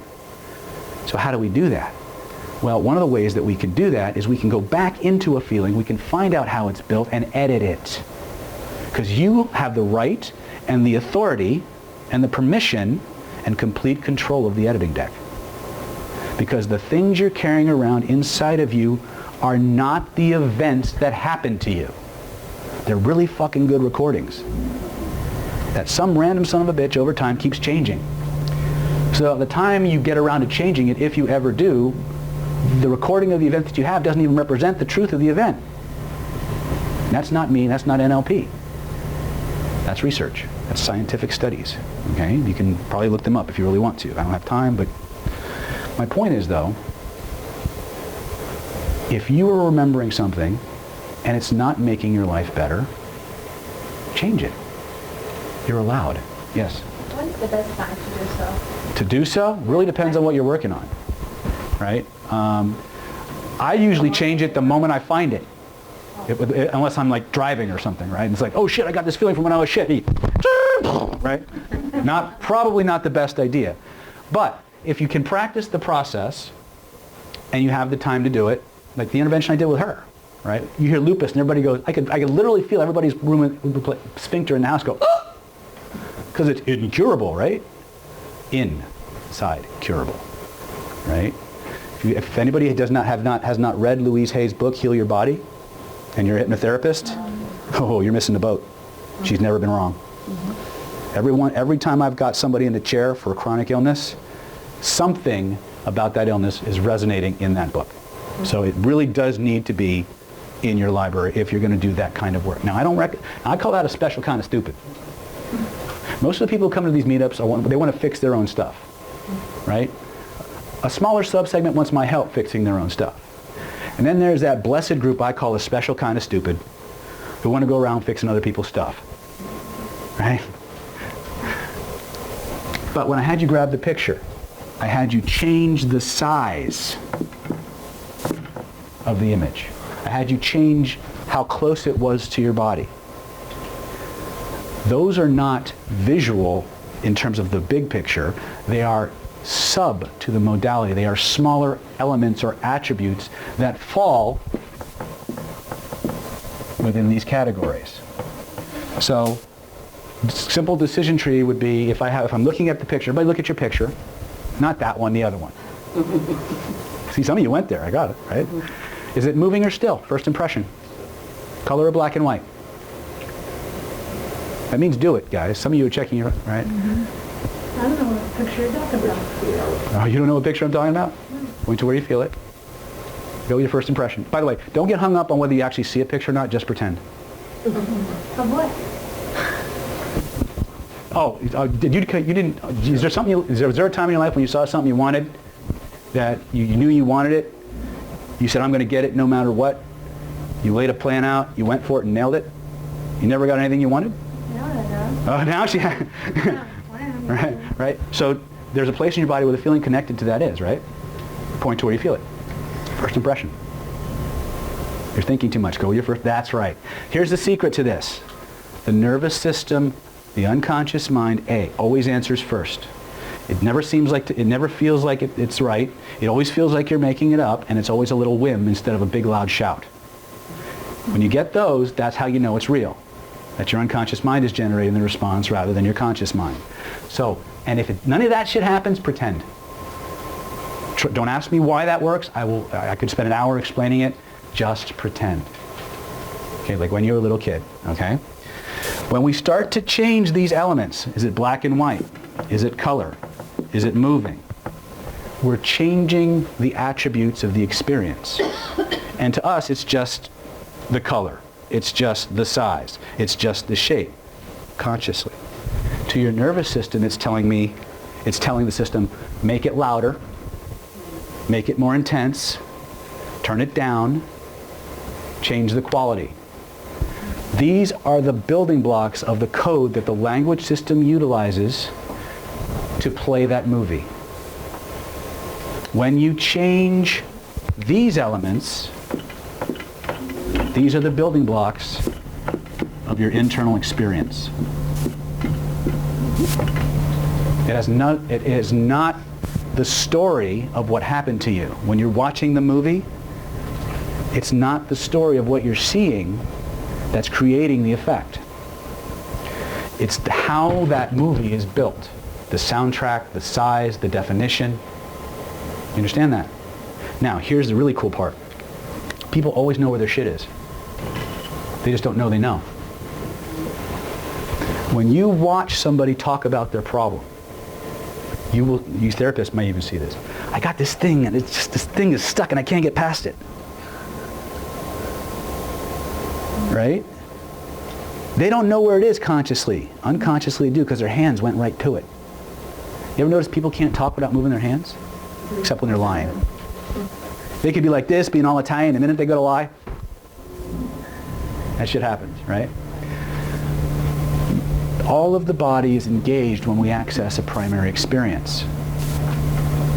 So much so, if you have them try to talk about their problem without having their hands gesture to the area, it's very hard for them to do it. Right? But they will always tell you the size, the shape, the direction it's moving, and the quadrant of your body that it's being holographically stored in. Now, at the risk of people thinking I'm talking about the aura, I am not. Okay? I have more energy healing credentials than McDonald's sells hamburgers. Okay? I've been a Reiki master since 1992. Okay, before Reiki was cool. Right? I've been studying Kabbalah since roughly 93, 94, before Madonna even heard of Kabbalah. So I'm very much a prima donna. I'm also a certified pranic healer, pranic psychotherapist. I'm a certified advanced DNA theta healer. I'm a certified, I'm just certified. What else? Well, obviously you guys know about my Oriental medical degree. I'm a licensed acupuncturist here in the state of California. I'm a diplomate of Oriental medicine. I know a little bit about energetics. I'm also a big proponent of the Bengston healing method, which if you haven't heard of that, Bengston energy healing method. It has been around for 30 years. It has the most documented cases, clinical trials, animal trials, of curing cancer than any other energy healing modality. It is scary how powerful that shit is. It's also one of the easiest ones to learn. Go to Amazon and get the energy book, The Energy Cure by Bill Bengston. If you're into energetics, highly recommend it. Okay? But what we're talking about today, you could think of it as the aura, but I don't think of the aura when I'm talking about this, because most energy healers I've met don't know what the hell they're talking about. You start asking them questions about energy this and energy that, and they get really trancy and really vague really quick. What I will talk about, though, are two really cool parts of your nervous system. One is called your proprioceptive nervous system. The other is called mirror neurons. Now, if something like psychic abilities did actually exist, if sixth senses were real, then it would be your proprioceptive nervous system. But it wouldn't just be your sixth sense. It would be your sixth, seventh, eighth, ninth, and 10th senses. Probably more than that, actually, 7 senses. Because there are at least 6 different types of information that your proprioceptive nervous system monitors on a continuous basis. For those of you who don't know what I mean when I say proprioception, anybody here ever get drunk and get pulled over? Yeah. Not that you'll admit to, I know, it's all right. They'll ask you to close your eyes and find your nose, right? The part of you that can find your nose with your eyes closed is your proprioceptive nervous system. If you reach into your pocket, you feel something in your pocket.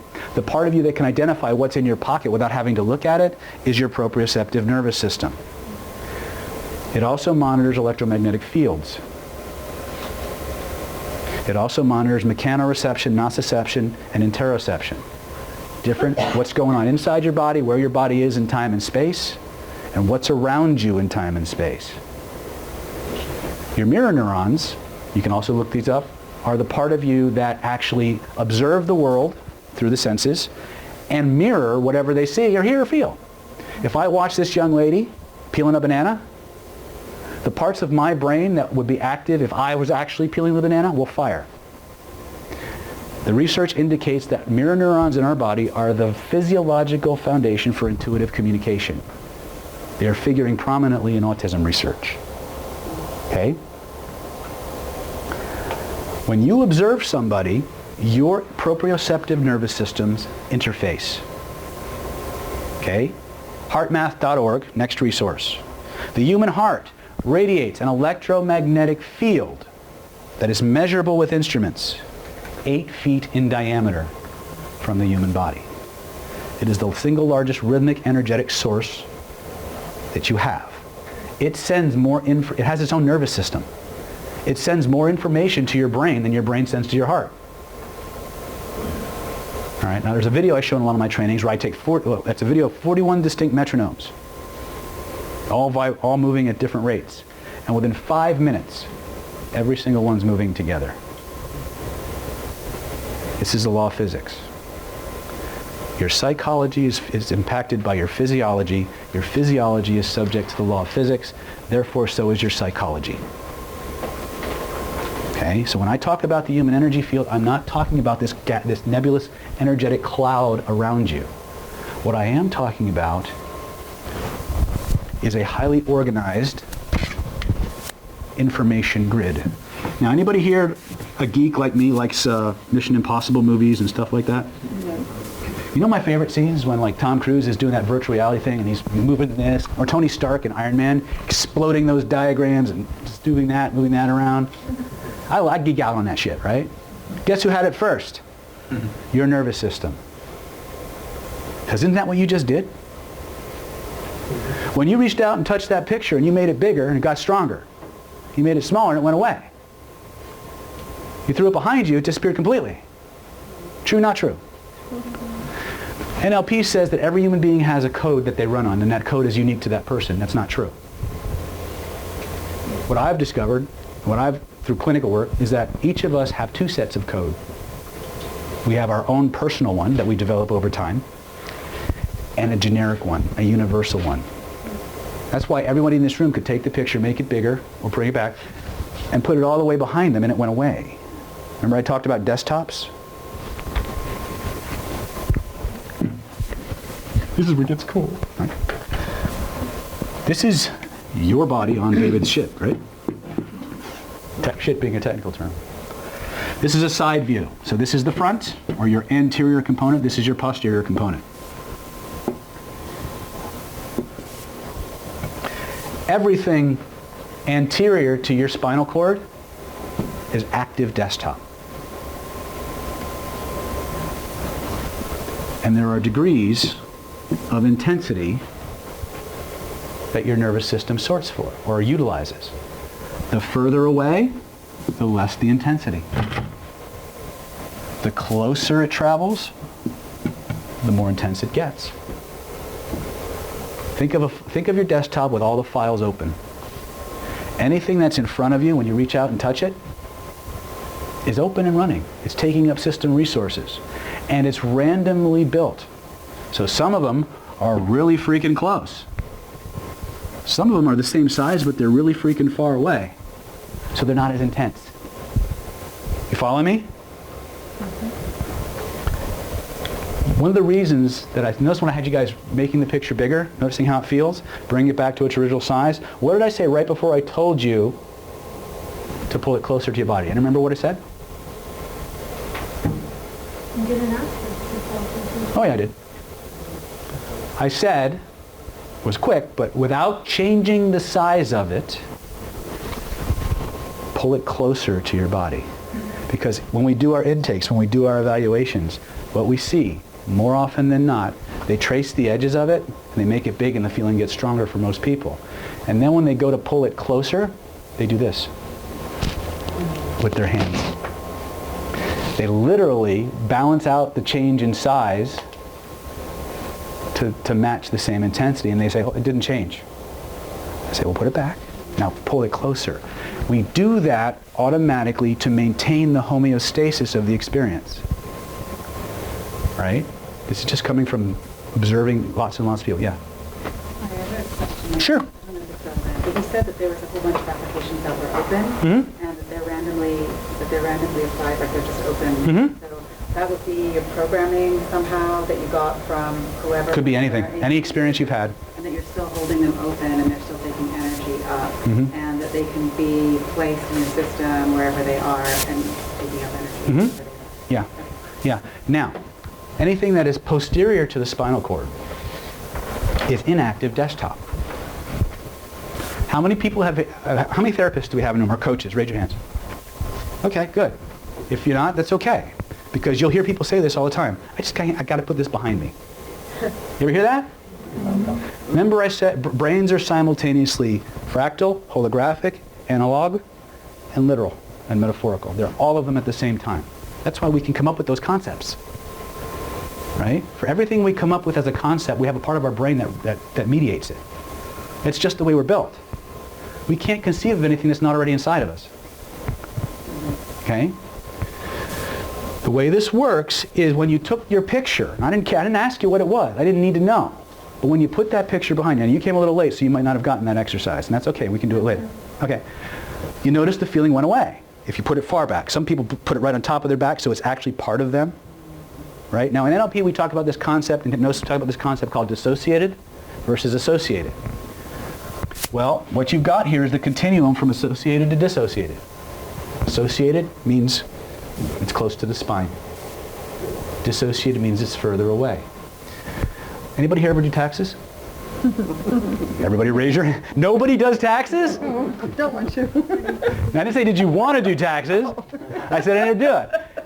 Now, we have this thing called taxes in the United States. Now, I don't know how it works for you, but I know that I spend a year accumulating boxes and boxes of shit that I had to pay for. That's a technical term. That's right. But at a certain time of year, I got to take all that shit and put it on the table and organize it, tally it up, fill out a form, send that form and a check to the IRS, right? And then I'm done with my taxes for the year, right? There's only one problem.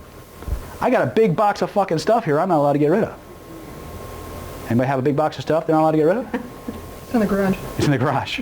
So what do we do with it? We find a place where it's out of the way, where we can forget about it, but if we need it, we can find it.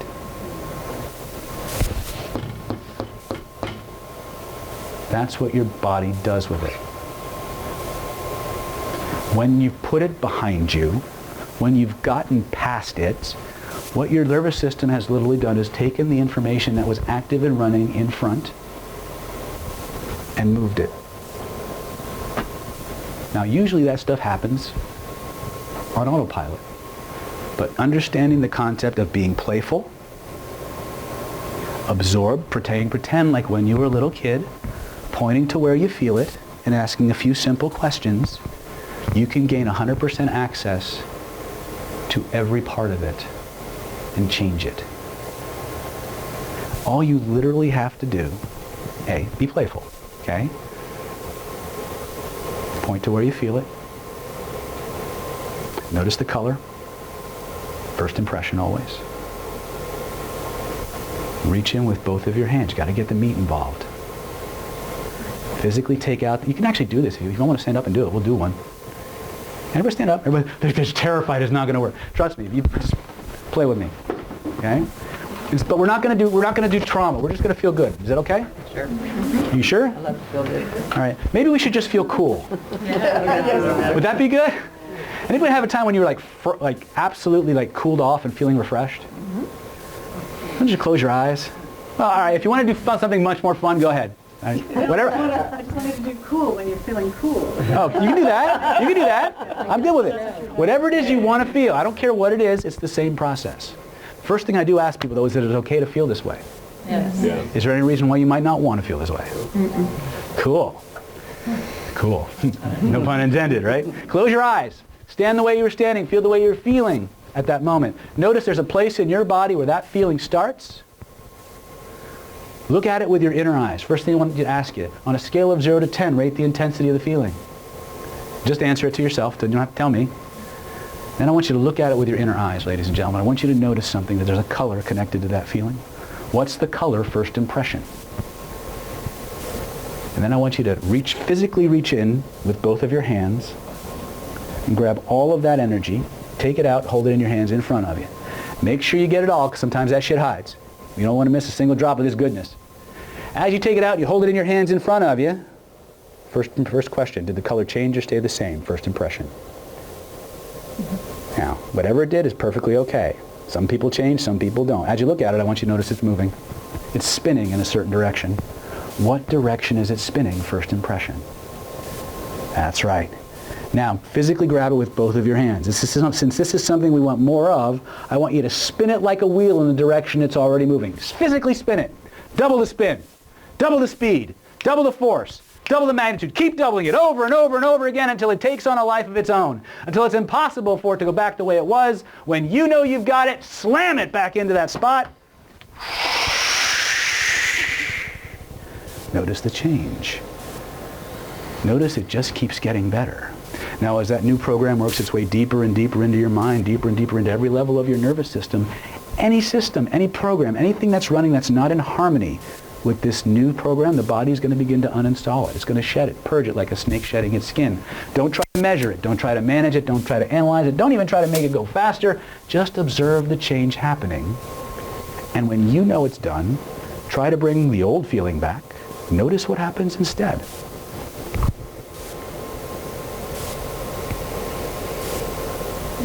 When you know you've got it, notice how good you feel. Open your eyes, take a look around. Pretty cool, huh? And you're only going to get better. What'd you notice? Yeah, you come out of trance. Okay. Right? Some people, when these things start to happen, when you do this therapeutically, they have convulsions. They're like, and you got to hold that space for them. You got to let them know whatever they're doing, however their nervous system is responding to that input is okay. I've had people yawn, sweat, burp, belch.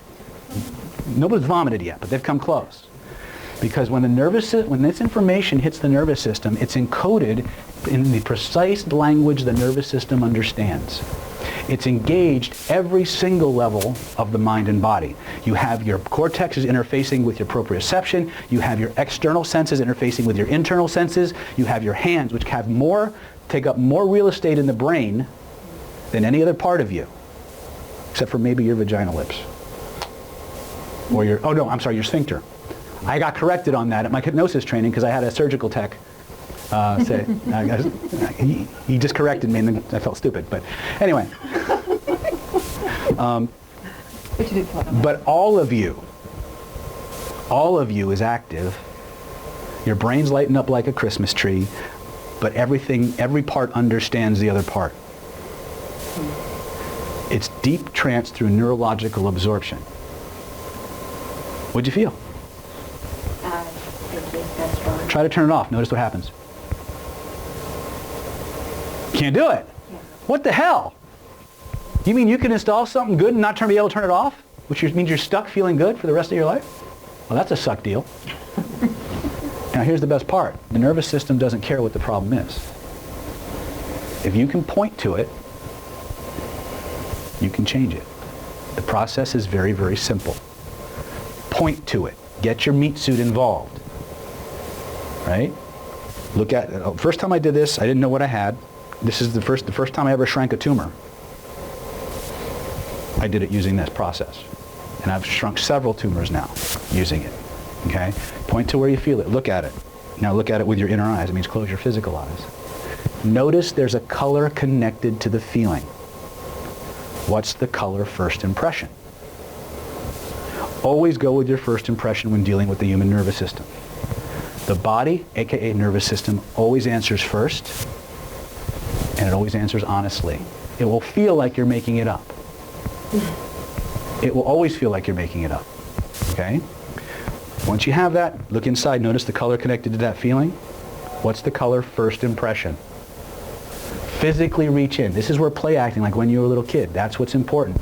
Physically reach in, grab all that energy, take it out and hold it in your hands in front of you. Make sure you get it all, because sometimes that shit does hide. I have little head shit try to run away. Right? We have stuff for that. Right? Take it out, and they'll see. You'll see when you work with clients with this. They'll take it out and they'll like this, and you'll say, make sure you get it all. They'll go, and they'll always go back and find more. And when you know you've got it, hold it in your hands in front of you. Did the color change or stay the same first impression? Doesn't matter what they answer, both work. As you look at it, I want you to notice it's moving. That yawning is a good sign. Okay? Notice it's moving, it's spinning in a certain direction. What direction is it spinning? First impression. Whatever direction they give you is fine. If it's something you want more of, have them physically grab it, spin it like a wheel in the direction it's already moving. Keep doubling the spin, doubling the speed, doubling the force, double the magnitude. Keep doubling it over and over and over again until it takes on a life of its own. Till it's impossible for it to go back the way it was. When you know you've got it, important, slam it back into the same spot. Make a cool sound. Notice the change. Notice it's gone. Then you just hold the space for them. If you're working with a client, hold the space for yourself if it's you. Be prepared for whatever comes up. Sometimes it's nothing. Sometimes you're shaking the bed like you're something out of The Exorcist. That's what happens when I do shit. I just break the house. But you hold that space for them, and you got to let them know. Whatever comes up, don't try to measure it. Don't try to manage it. Don't try to analyze it. Don't try to make it happen faster. Just pay attention to the process happening. When you know it's done, try to bring the old feeling back. Notice what happens instead. And you'll get one of three responses. Actually, four. First one, they try to bring it back, the old stuff, and the new feeling gets stronger. They try to bring the old feeling back, and they can't. They try to bring the old feeling back. Are you telling them to try and bring the old feeling back? They look at you, get pissed off, and go, I don't want it back. That's funny, but it's true. Mm-hmm. Right? You've seen it. Mm-hmm. There is one other thing that could happen. Is the feeling diminishes, the old feeling diminishes dramatically, but there's still a tiny bit left. You know what you do? Do it again. Because that's how your nervous system works. On very rare occasions, you will get it to a specific point. It'll drop from like a 6 to a 2 or a 1, and it'll stay there. On the rare occasions when that happens, what you're dealing with is the protective mechanism of the unconscious mind. There are certain times in our life, certain events and situations in our life that have a specific lesson attached to them. And the way the unconscious mind is perceiving that is if he forgets this feeling or she forgets this feeling, she'll lose the lesson and it'll happen again. That's what the unconscious mind is doing. Most of your residual pain after an injury isn't real pain in the sense that there's something wrong. It's a reminder generated by your unconscious mind not to re-injure it again. And for most of us, you need a very specific process to extract that lesson so the nervous system is willing to let the rest go. Right? It starts with that framing drill I started the night with. Right? So for most of you, what you've got tonight is already a head full of stuff. Right? So what time is it? 9:20. Okay, so here's what we're going to do. Everybody have a seat real quick. We are going to take a break, and some of you will make for the door, and I don't blame you. But I am scheduled till 10 here tonight, then I'm going to drive back to San Diego. I want to thank, first of all, thank you all for coming out. Did you guys have fun so far? Cool. All I ask, and we'll work on getting again, we have a bunch more venues that we've opened, and what we've discovered is that every new venue we've gone into, the AC is on a timer, and it shuts off at the wrong frickin' time. So we're trying to get those resolved. We hold our meetups in San Diego the second and fourth Monday of every month, or third Monday of every month. No, second and fourth. If you find yourself in San Diego, we're at the Miramar Pyramid. I teach this shit in a pyramid. How cool is that, right?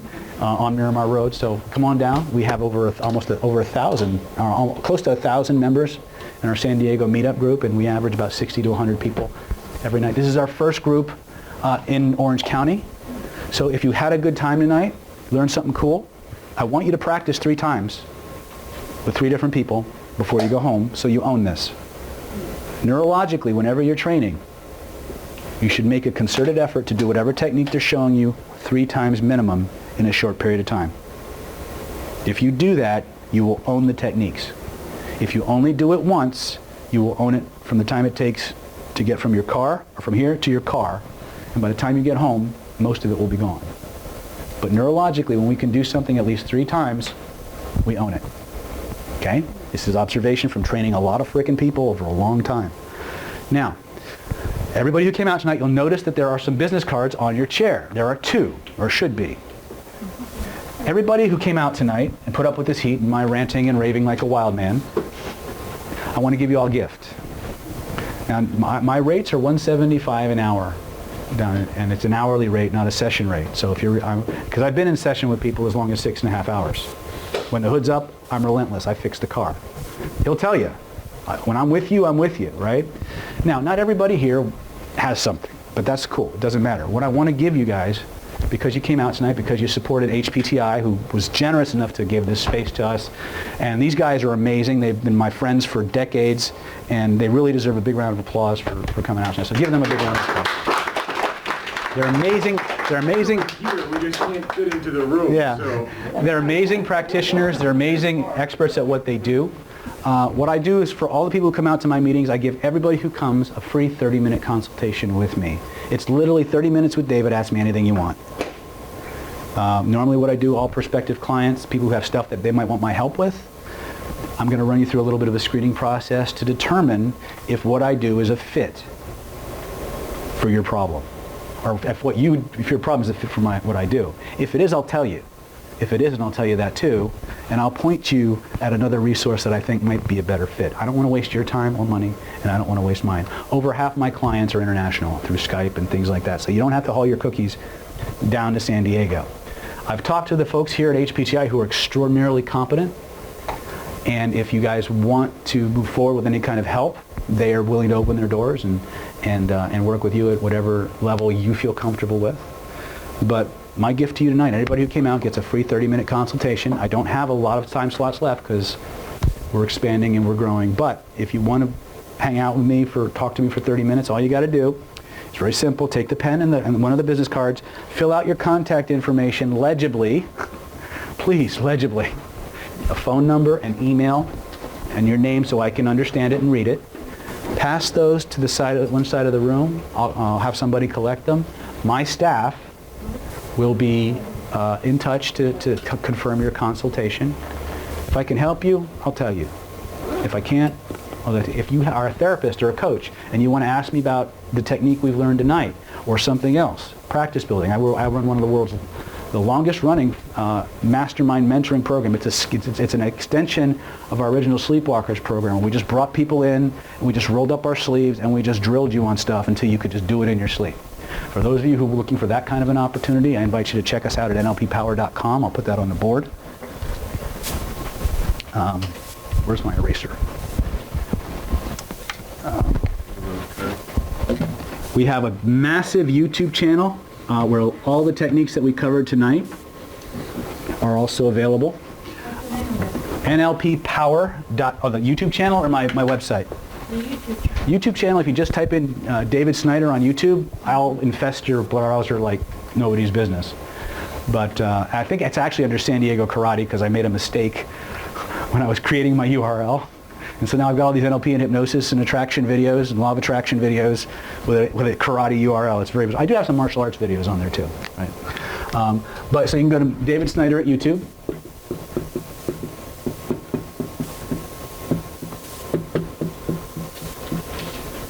You can also go to nlppower.com.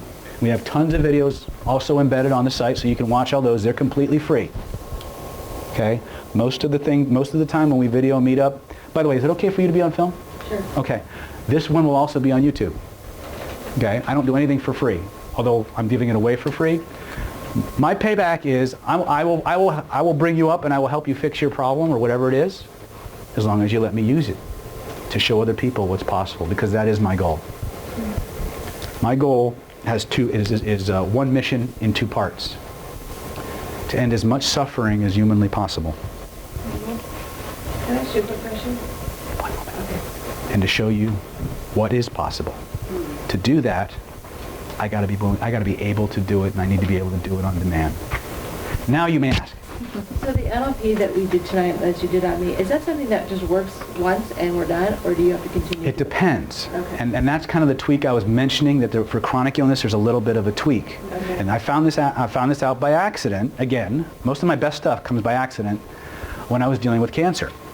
Right? And the origin story of this spinning technique is epic in and of itself, but the first time I actually shrunk a tumor, I didn't know I'd shrunk it.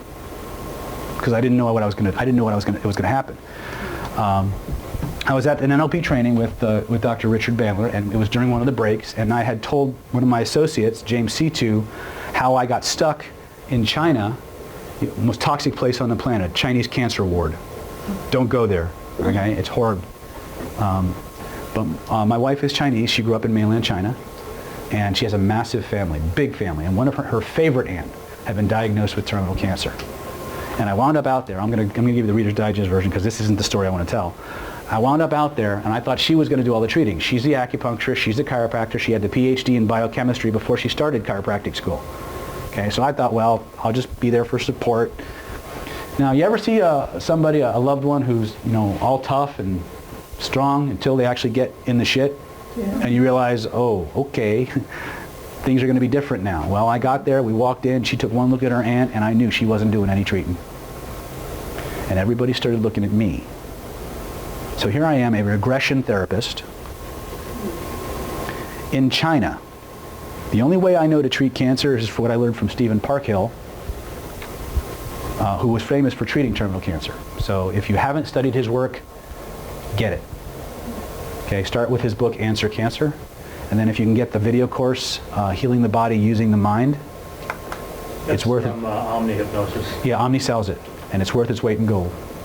Because not only does Stephen put Calbanian in his place, ooh, I didn't say that out loud, but he explains how he works with it, and then he actually added, at the end of the video, several client sessions of him actually doing this work for chronic asthma. He demos the work on an actual patient, and he shows like 3 or 4 sessions. So honestly, even though you think you know regression and things like that, I pulled things out of that training that have stood the test of time, with everything from rape to cancer to multiple sclerosis.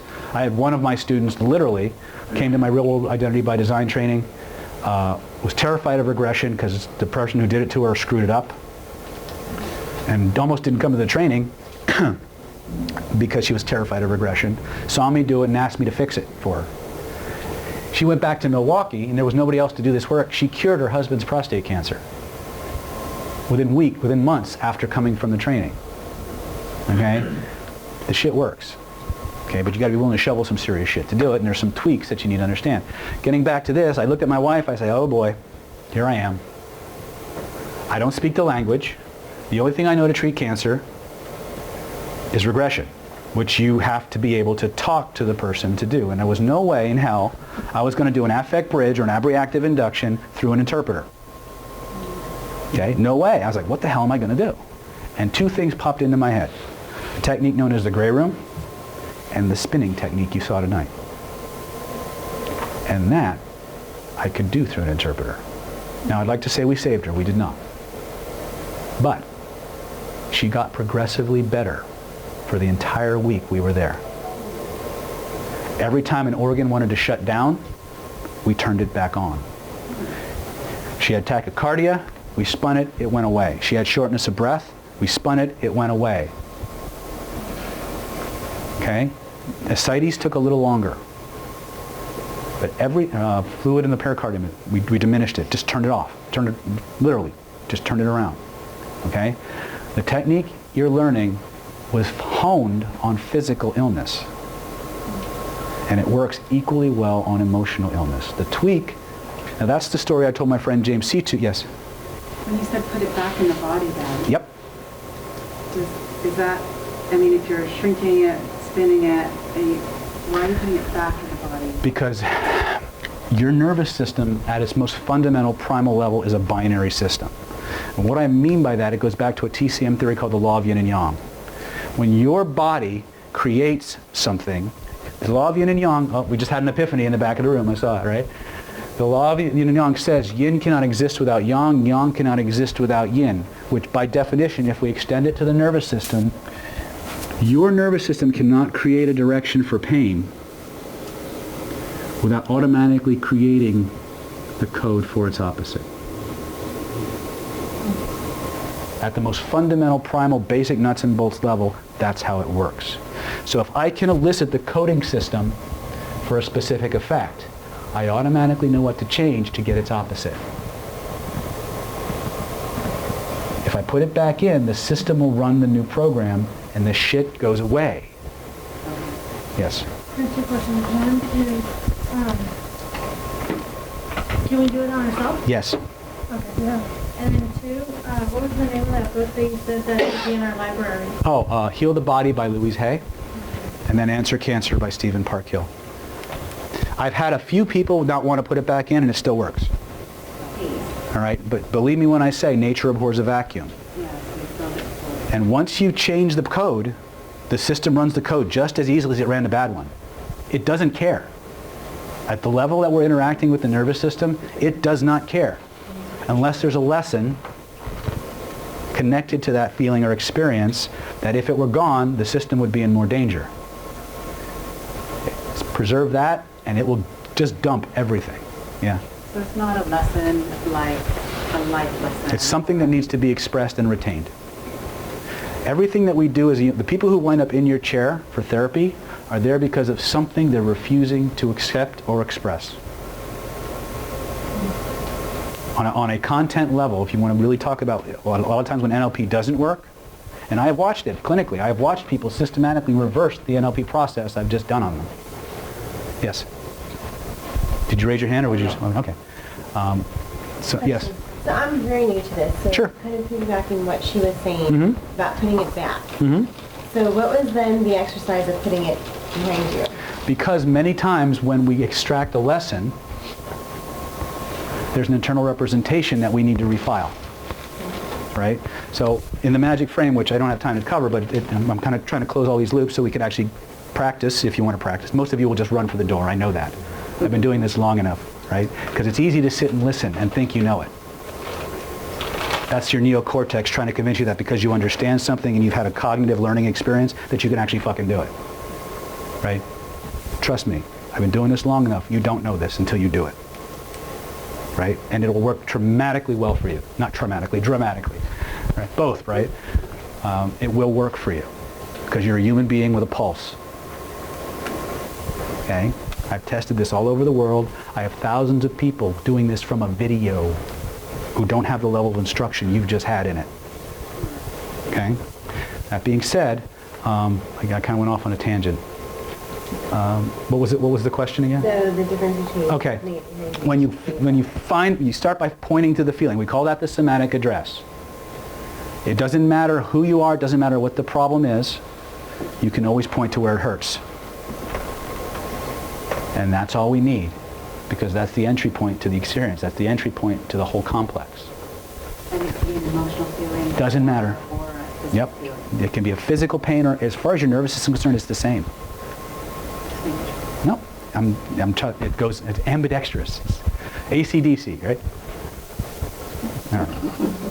I was wondering if I was going to get that one, right? Physically point to it, reach out and touch it. Trace the edges of it with both your hands. Oh, didn't we do this? Now, you guys are probably too young to remember when televisions had like literal dials and knobs and switches, right? Here's how you do this, okay? You don't have to do this tonight, but this is, if you watch my YouTube videos, you'll see me oftentimes. Before I know I'm going to spin something, you'll see me do this process. And it's to clear and remove anything that might get in the way of the spin. It's kind of a preemptive measure. Trace the edges of it with both of your hands, put a big thick black frame around it, just like you would around a movie screen, right? Find the knob that controls the contrast and have them physically turn the knob all the way to the right until the image whites out completely. Notice how it makes you feel. Turn the image all the way to the left until the image blacks out completely. Notice how it makes you feel. Decide which one you like better. Right? If you like it black, leave it black. If you like the white, turn it all the way to the white. Then in your dominant hand, the index finger of your dominant hand, imagine it's a stylus or a sharp, big glowing Sharpie magic marker, I don't care. And across that screen, write everything this experience had to teach you so you can keep the lessons and let the rest go. Now this is where it gets really cool, because they don't have to know what the fuck they're writing. What's important is that the nervous system now has the ability to process and express the event. And you'll literally see this. You start doing this really, really deep, you'll see them start writing here, and all of a sudden they'll start like automatic writing almost, and then the other hand will start. And they won't have any clue what they're writing. It doesn't matter. Remember this. No matter what you think, your nervous system always knows. It knows where the problem is. It knows where to go. It knows where all the information is stored. The big myth that we have in therapy, and especially with this work, is that we have to know consciously what the problem is. We don't. In a lot of our regression therapy, we take an awareness back to the problem, and we think we need to know it. We don't. For a lot of the stuff that's bothering us, that we're carrying around below the threshold of conscious awareness, we don't need to know consciously, because there's a part of us that always knows. Because in order for us to have that experience, it has to access it. The part you're dealing with is the part that put it there in the first place. So it knows where all the skeletons are buried, no pun intended. So when you see that screen, you just let them write. And the key phrase is, write the lessons so you can keep the lessons and let the rest go. And when you know it's done, try to bring it back. Notice what happens. Bring the old feeling back. Notice what happens instead. When they signal or you signal that they can't bring it back or it's done, shrink it down to the size of a postage stamp, move it up over their head, and nail it behind them. In the same place you put your taxes. Then spin it. More often than not, you won't need to spin it though, because that'll nuke it. In fact, that's what I did with you. Yeah. She came up to get spun and I magic framed her knees. And it hasn't come back. Now I did not learn that. There's a technique there's a previous technique created by another hypnotist that my technique is based on. It is not the same technique. And the realization I had was that the nervous system doesn't care if it's an emotional pain or an actual physical pain. It will process it all the same way. And then I discovered the concept of embodied cognition. That's neuroscience. How many people know what embodied cognition is? Go look it up. Embodied cognition is this idea that let's say that if I gave you, we're in a pretty warm room, so you, aside from the fact you're a little uncomfortable from the heat, you're actually feeling quite warm towards me. What embodied cognition studies discovered is that if I want somebody to have warm feelings towards me, I will increase that perception if I give them a warm drink to hold. Because the part of your brain that processes subjective warmth and temperature warmth are the same. If I want you to think coldly towards me, I'll give you a cold drink to hold. If I want you to feel comfortable with me, I'll put a cushion on your chair. And you will feel more emotionally comfortable with me. If I put you in a hard chair, guess what? They did another study. One of my students called bullshit on me when I told him this. But he wrote down the notes and he went and he Googled embodied cognition. He emails me a freaking massive novel of an email where he found another study on embodied cognition. They took a bunch of random human beings, dressed them up as pilots, and put them on an airplane. They measured their visual acuity before they dressed them up, and measured their visual acuity after they dressed them up as pilots. Their visual acuity went up an average of 20 points. The parts of your brain and nervous system that process subjective or external are the same ones that process the objective. So at the level we're interacting at, it's all just data. And once we understand how that data is encoded, which the nervous system is always projecting, we know exactly how to begin and what to do to change it. That's user-friendly NLP. And it's hypnosis, and it's a whole lot of other shit. But you don't need to know any of it. Why? Point to where you feel it. You had a good time? Absolutely. Please post to the meetup good things.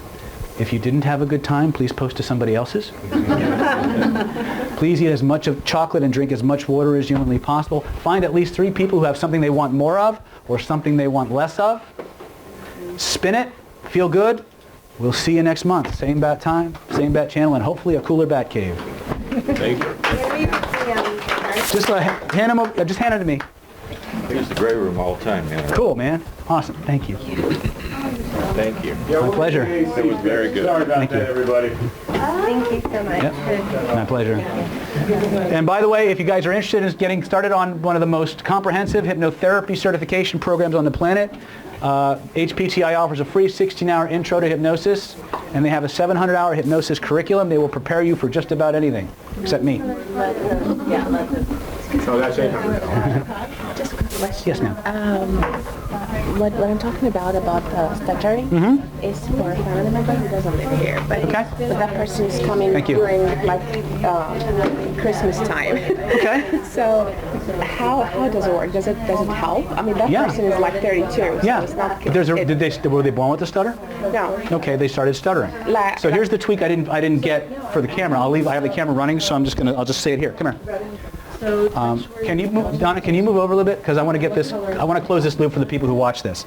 So when you're doing chronic illness, all right, point to where you feel it, right? So let's say that's a tumor. In this case, it could be a stutter, but it would work. Like myself. I know that. Yeah. But I'm going to use you as the way it would work is when I fixed the guy's tumor, and I didn't know I'd fixed it at the time. I found out a couple weeks later. My friend James had told me, I told my friend James about my experiences in Canada or in China. He told his friend Gus, because Gus had told him he had a problem with the tumor. He said, oh, go see David, he'll fix it. I'm in the middle of a lobby in a hotel, and I'm supposed to fix the guy's cancer, because the guy literally comes up and he goes, hi, I'm Gus. James told me you could fix my cancer. I'm like, what? And so I'm saying, okay, fuck, here I go. Well, this worked last time, let's try this, right? So I said, okay, so point to where you feel it. And he pointed a little lower because it was prostate cancer. And I said, well, I looked at him and I said, well, that's not the problem. The tumor is just a symptom. There's a reason the tumor is there, and there's a feeling connected to that reason. Point to where you feel that reason. And he pointed to a completely different spot. Oh, wow. I said, close your eyes and point to it. Look at it. Look at it with your inner eyes. Notice there's a color connected to that feeling. What's the color, first impression? He reached in, he grabbed it, he says red, which is almost always red or black. I said, make sure you get it all, because sometimes that shit hides, right? He says, did the color change or stay the same? He goes, it's the same. I said, grab it, make it the opposite of what it was, spin it like a wheel, double the spin, double the speed, double the force, double the magnitude. Keep doubling it over and over and over again until it takes on a life of its own, until it's impossible for it to go back the way it was. When you know you've got it, slam it back into that spot.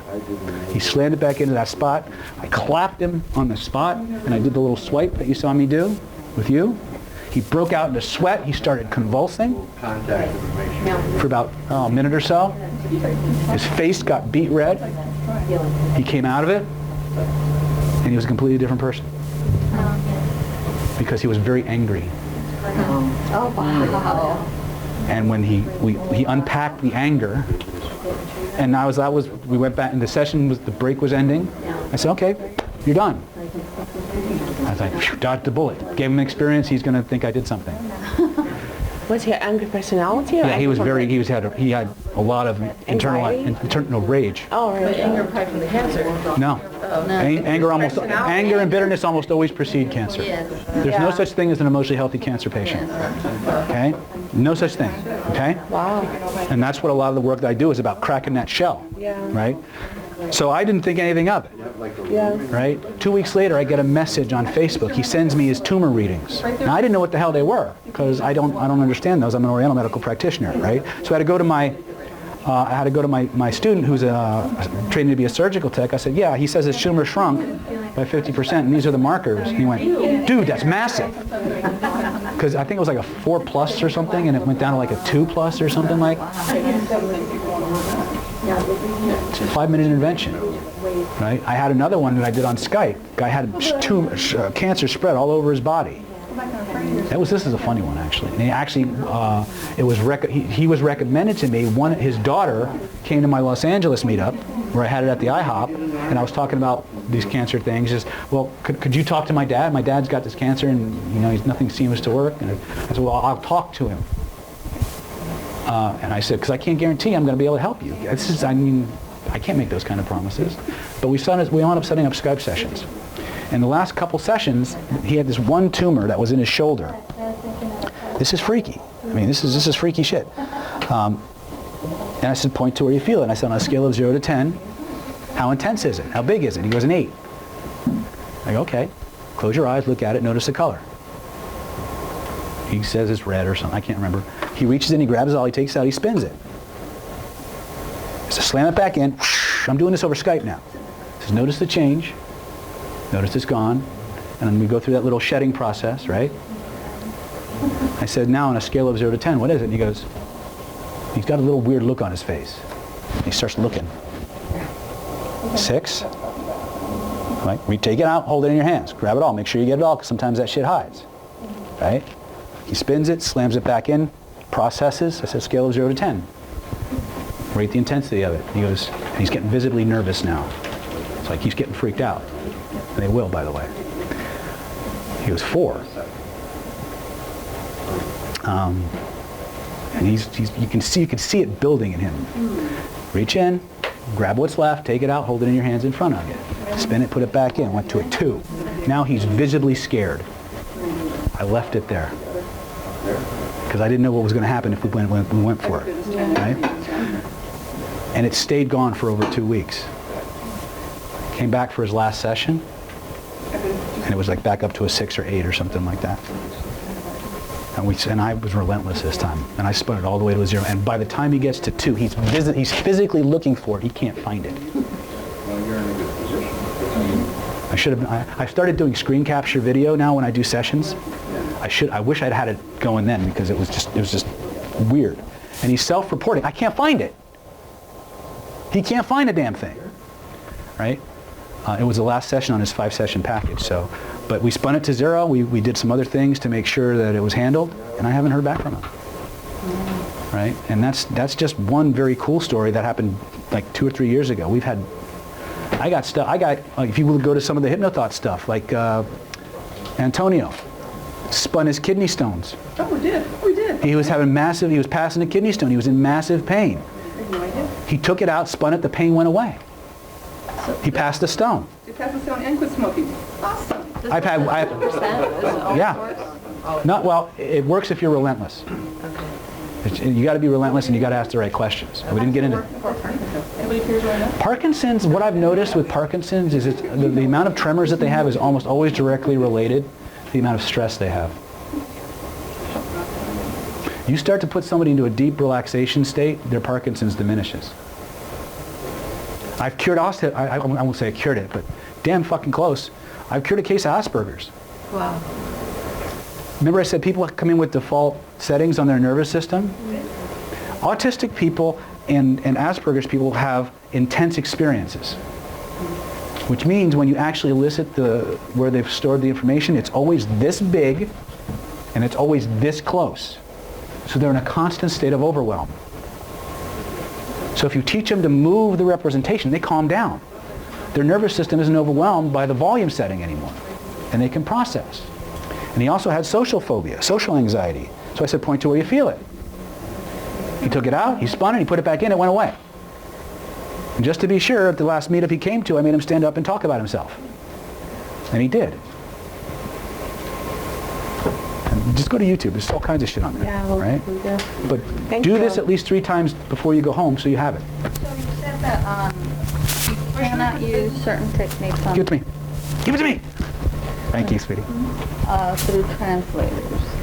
As long as you can get them to follow the instructions And one of the things you got to make sure is that they're actually following the instructions. Because a lot of times what will happen is you'll see them like half-assing it, and you got to call them on that. This works because you follow the instructions and you're engaged in the process. Now, I've had people who didn't believe it at first, and then the longer they spun it, the more their nervous system engaged and just blew through their critical factor, which is what happens. The more of the body you get involved, the more powerfully you override the critical factor that's trying to disbelieve it or trying to analyze it.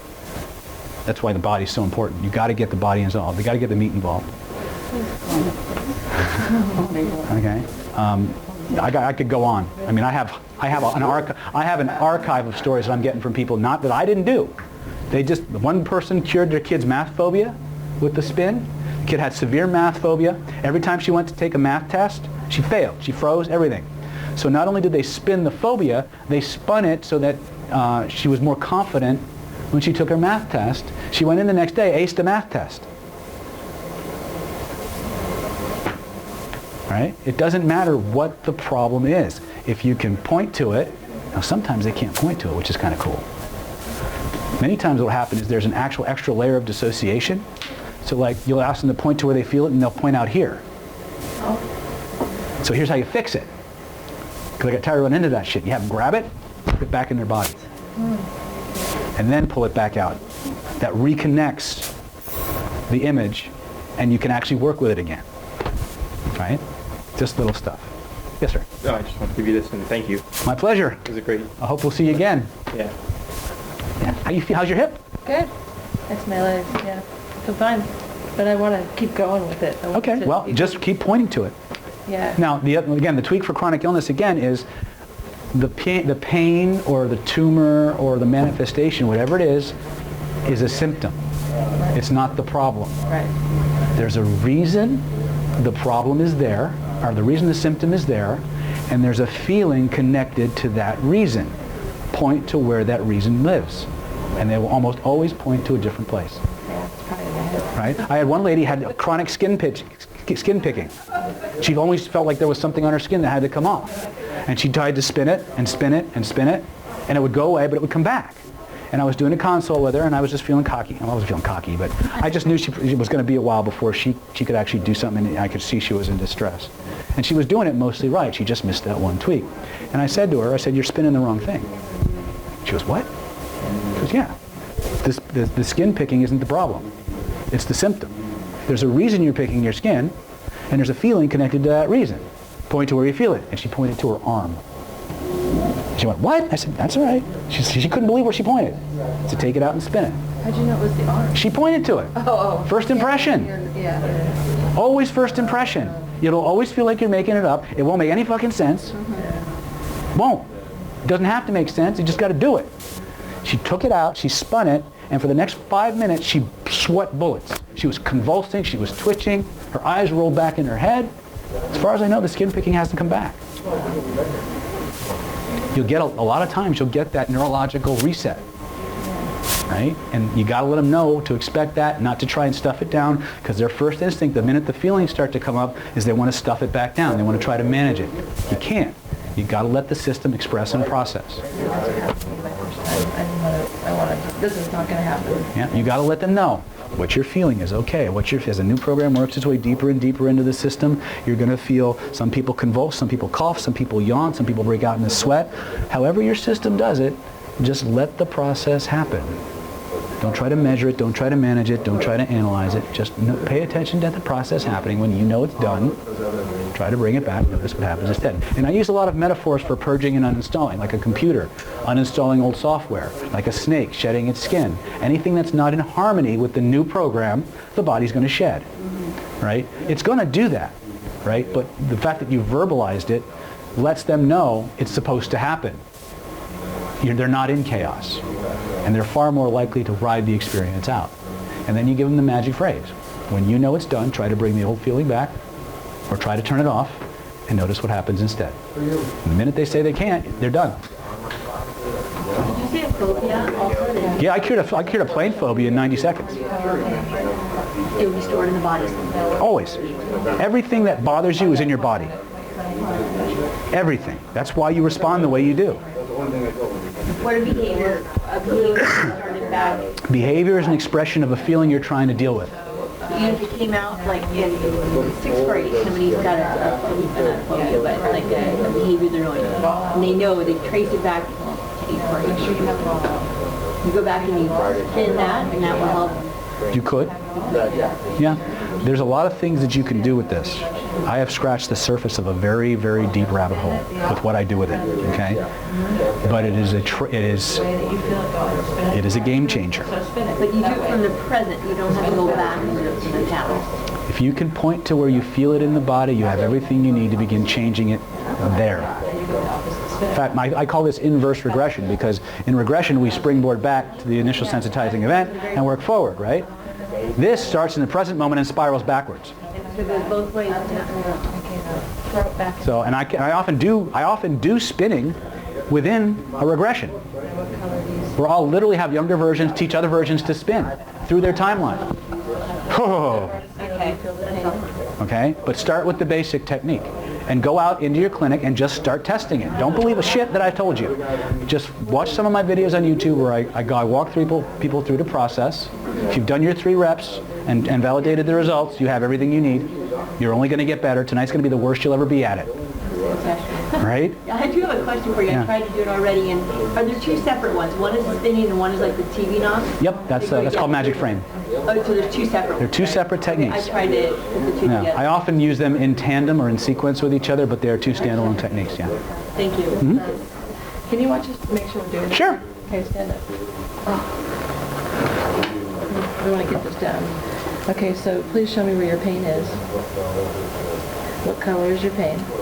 And earlier was red. Now it's kind of black. That's okay. And what number on the scale is your pain? It's now 4. Okay, grab all the pain you have. Okay. Okay, just grab it. Go ahead, pull it out. I'll give you feedback in a minute. Now do you have it all? Make sure. Make sure you have it all. Okay, now which direction is it spinning? Okay, now spin it the opposite. Spin it. The opposite way? Is it the opposite? Physically grab it with both of your hands. What you have? Make it the opposite of what it was. The opposite of what it was. Now double the, yep. Yeah, spin Yeah. Now spin it like a wheel. Double the spin. Yeah, now faster. Double the speed. And double the force. When you Pushing feel Dave, it, because if I don't push him, he's going to stand right here till 4 in the Keep going morning. until it takes on a life of its own, until it's impossible for it to go back the way it was when you know it's impossible for it to go back the way it does. Put it back in. Notice the change. Notice it's gone. Notice as the program works its way deeper and deeper into the nervous system, any program, any belief, any memory that's not in harmony with this new program, the body's going to begin to shed. It's going to begin to purge like a snake shedding its skin, like old software being uninstalled by the new software. Don't try to measure it. Don't try to manage it. Just observe the process taking place. And when you know it's done, try to bring the old feeling back and notice what happens instead. It's not there. Scale of 0 to 10, take the feelings. It's not there. Oh. I guess you're well, done. you have to have all those extra words. Well, there's certain processes that you want. You'll notice that there's certain phraseologies that I go back to. The first thing we do, the only time we ever, and this is one of the few times where you're actually doing exactly what hypnotherapy tells you not to do, point to the pain. Uh-oh. You're saying the word pain. Yeah. I want them focused on the pain. Okay. Because I want every part of them zeroing in on that spot. I want every level of their nervous system zeroed in. And then what I do, as you look inside, notice there's a color connected to that feeling. So you do tell them to focus, to point to the Absolutely. That's what I said. Absolutely. And then you transition. Notice there's a color connected to that feeling. What's the color? First impression. Pain, feeling. Pain, color. Yeah. And then you take out the color, spin it. Notice it's spinning in a certain direction. Are you guys familiar with awareness verbs? Awareness verbs? Okay. Do you have any background in NLP at all? I know. I did. Okay. When you go into your Ericksonian languaging, look up awareness verbs. Awareness words. And you want to use as many awareness verbs as humanly possible. Okay. And if you go back and you listen to this tape and watch this tape and you look at most of the others, once you know what you're looking for or listening for, you'll hear them everywhere. Okay. One of the reasons I say that most energy healers suck is because they only target 2/3 of the human being. They target the energy body and they target the physical body, but they don't touch the mental body directly. There's only 2 disciplines that go right to the mental body. That's hypnosis and neurolinguistics. If you get all 3 elements targeted, that's how fast the change is. To the degree that you leave out one piece of the system, you slow it down and you have to work harder. Okay, this is how we work. Okay, and there's a whole lot here, but this will change your practice. So when you talk about the color and the spin, you never talk about the smell or... I could. I don't need to most of the time. What does it sound like, or I could. maybe other senses? Yeah, this is called the semantic search engine concept. You ever notice that when you type a question into Google, the answers you get depend largely on how you ask the question? Your body had it first. Your body and your brain are the world's largest, most comprehensive question-answering mechanism on the planet. The quality of the information you elicit is dependent upon the quality of the question you ask, but it only provides that information when you ask for it. It doesn't mean it's not there. So when you reach in and you grab a color, you're asking for color, it gives you color. Okay? As you look at it, you don't even notice if there's a spin until asked. Notice it's spinning in a certain direction. And then your brain generates a spin. That's how it works. It only provides the information you ask for because the system can't handle all of it at the same time. Remember that the way the world is, the way the world's supposed to be, right? You have to ask for that information. I could just as easily say, as you look at it, notice it's spinning, notice the color, notice how much it weighs. And your body will generate a weight, subjectively or objectively. Depending on how many filters you have in place, you'll generate a feeling of weight, or you'll just know how much it weighs. If you ask the question, you'll get the data. But I don't think there's a point for that, really, if you're... The only reason to ask for more information is to facilitate more absorption in the process. The more data you ask for, the more you activate the cortexes of the brain, and the more absorbed they become. Most of the questions I ask, doesn't matter what they answer. Because in the process of extracting the information, they go deeper into neurological absorption. When you call us, you're going to leave us messages, you're going to make an appointment. My staff will call you. They will ask when you want to schedule your consult. And then if you want to come down in person, you're more than welcome to drive down. But a lot of my consults are done through Skype, so you don't have to leave LA. Or if you would prefer, I can put you in touch with the people here. They see clients all day long. So they're very competent, they're very qualified, and I'm more than happy to recommend people to them. You know, they're the most skilled people I know in this field. Not necessarily with this technique per se, because it's relatively new. It's only been out for a couple of years on mainstream, and so we're still experimenting. But What technique is that? well, the term we've come up with is called psychosomatic neuromodulation, but most people just call it spinning. Heard of tapping? Now you got spinning, right? Spinning beats tapping in 4 out of 5 test surveys. Okay, gang. All right, we got to get you out of here. Thank you for coming. Thank you. Thank y'all, yeah. We'll do it again next month with air conditioning, how's that? By then it'll be cold. I'm interested in... Yeah, it's just like the hottest okay. night I'm in You've That's heard all right. me So is past Maria. 2 decades. So yeah, I'll reach out to you and we'll get you more information. But you can also go to NLP Power. Okay. And there's actually a link to sign up for the mastermind if you want to come down. But by all means, let's talk, and I'll tell you more about it. Thank you. Okay. Thank you. Thank you very much. You're very welcome. I'm in the video of the 5 stages. What about it? What's the video? Go to YouTube, type in the mating dance. Speed attraction, the mating dance. But you never talk about the other 2 stages for the guy. You're right. When are you going to teach that part? I teach it all the time. Where do I get it? It's on the video. Are you sure? Yeah. Because I think I've seen it. I don't remember seeing the other 2 stages. Trust me, it's okay, there. I'll look again. Thank you. That's this. Always. See you. See you guys. Thanks, David. Thank you. You do any speed hypnotherapy? Speed hypnotherapy? You mean faster than that? Speed induction? All the time. Yeah. Oh yeah, my I can't induction. remember the guy's last name. Sean Michael Andrews. Yeah. He's a good guy. I like him. Oh, thank you. Thank you. Oh yeah. These sessions of last year. Group's starting at 8 Cool. o'clock in the morning here. I gotta. We got to clean up and get out. But if you don't mind talking while I clean up, I'm happy to. Okay. Well, yeah, that's what I was kind of looking for.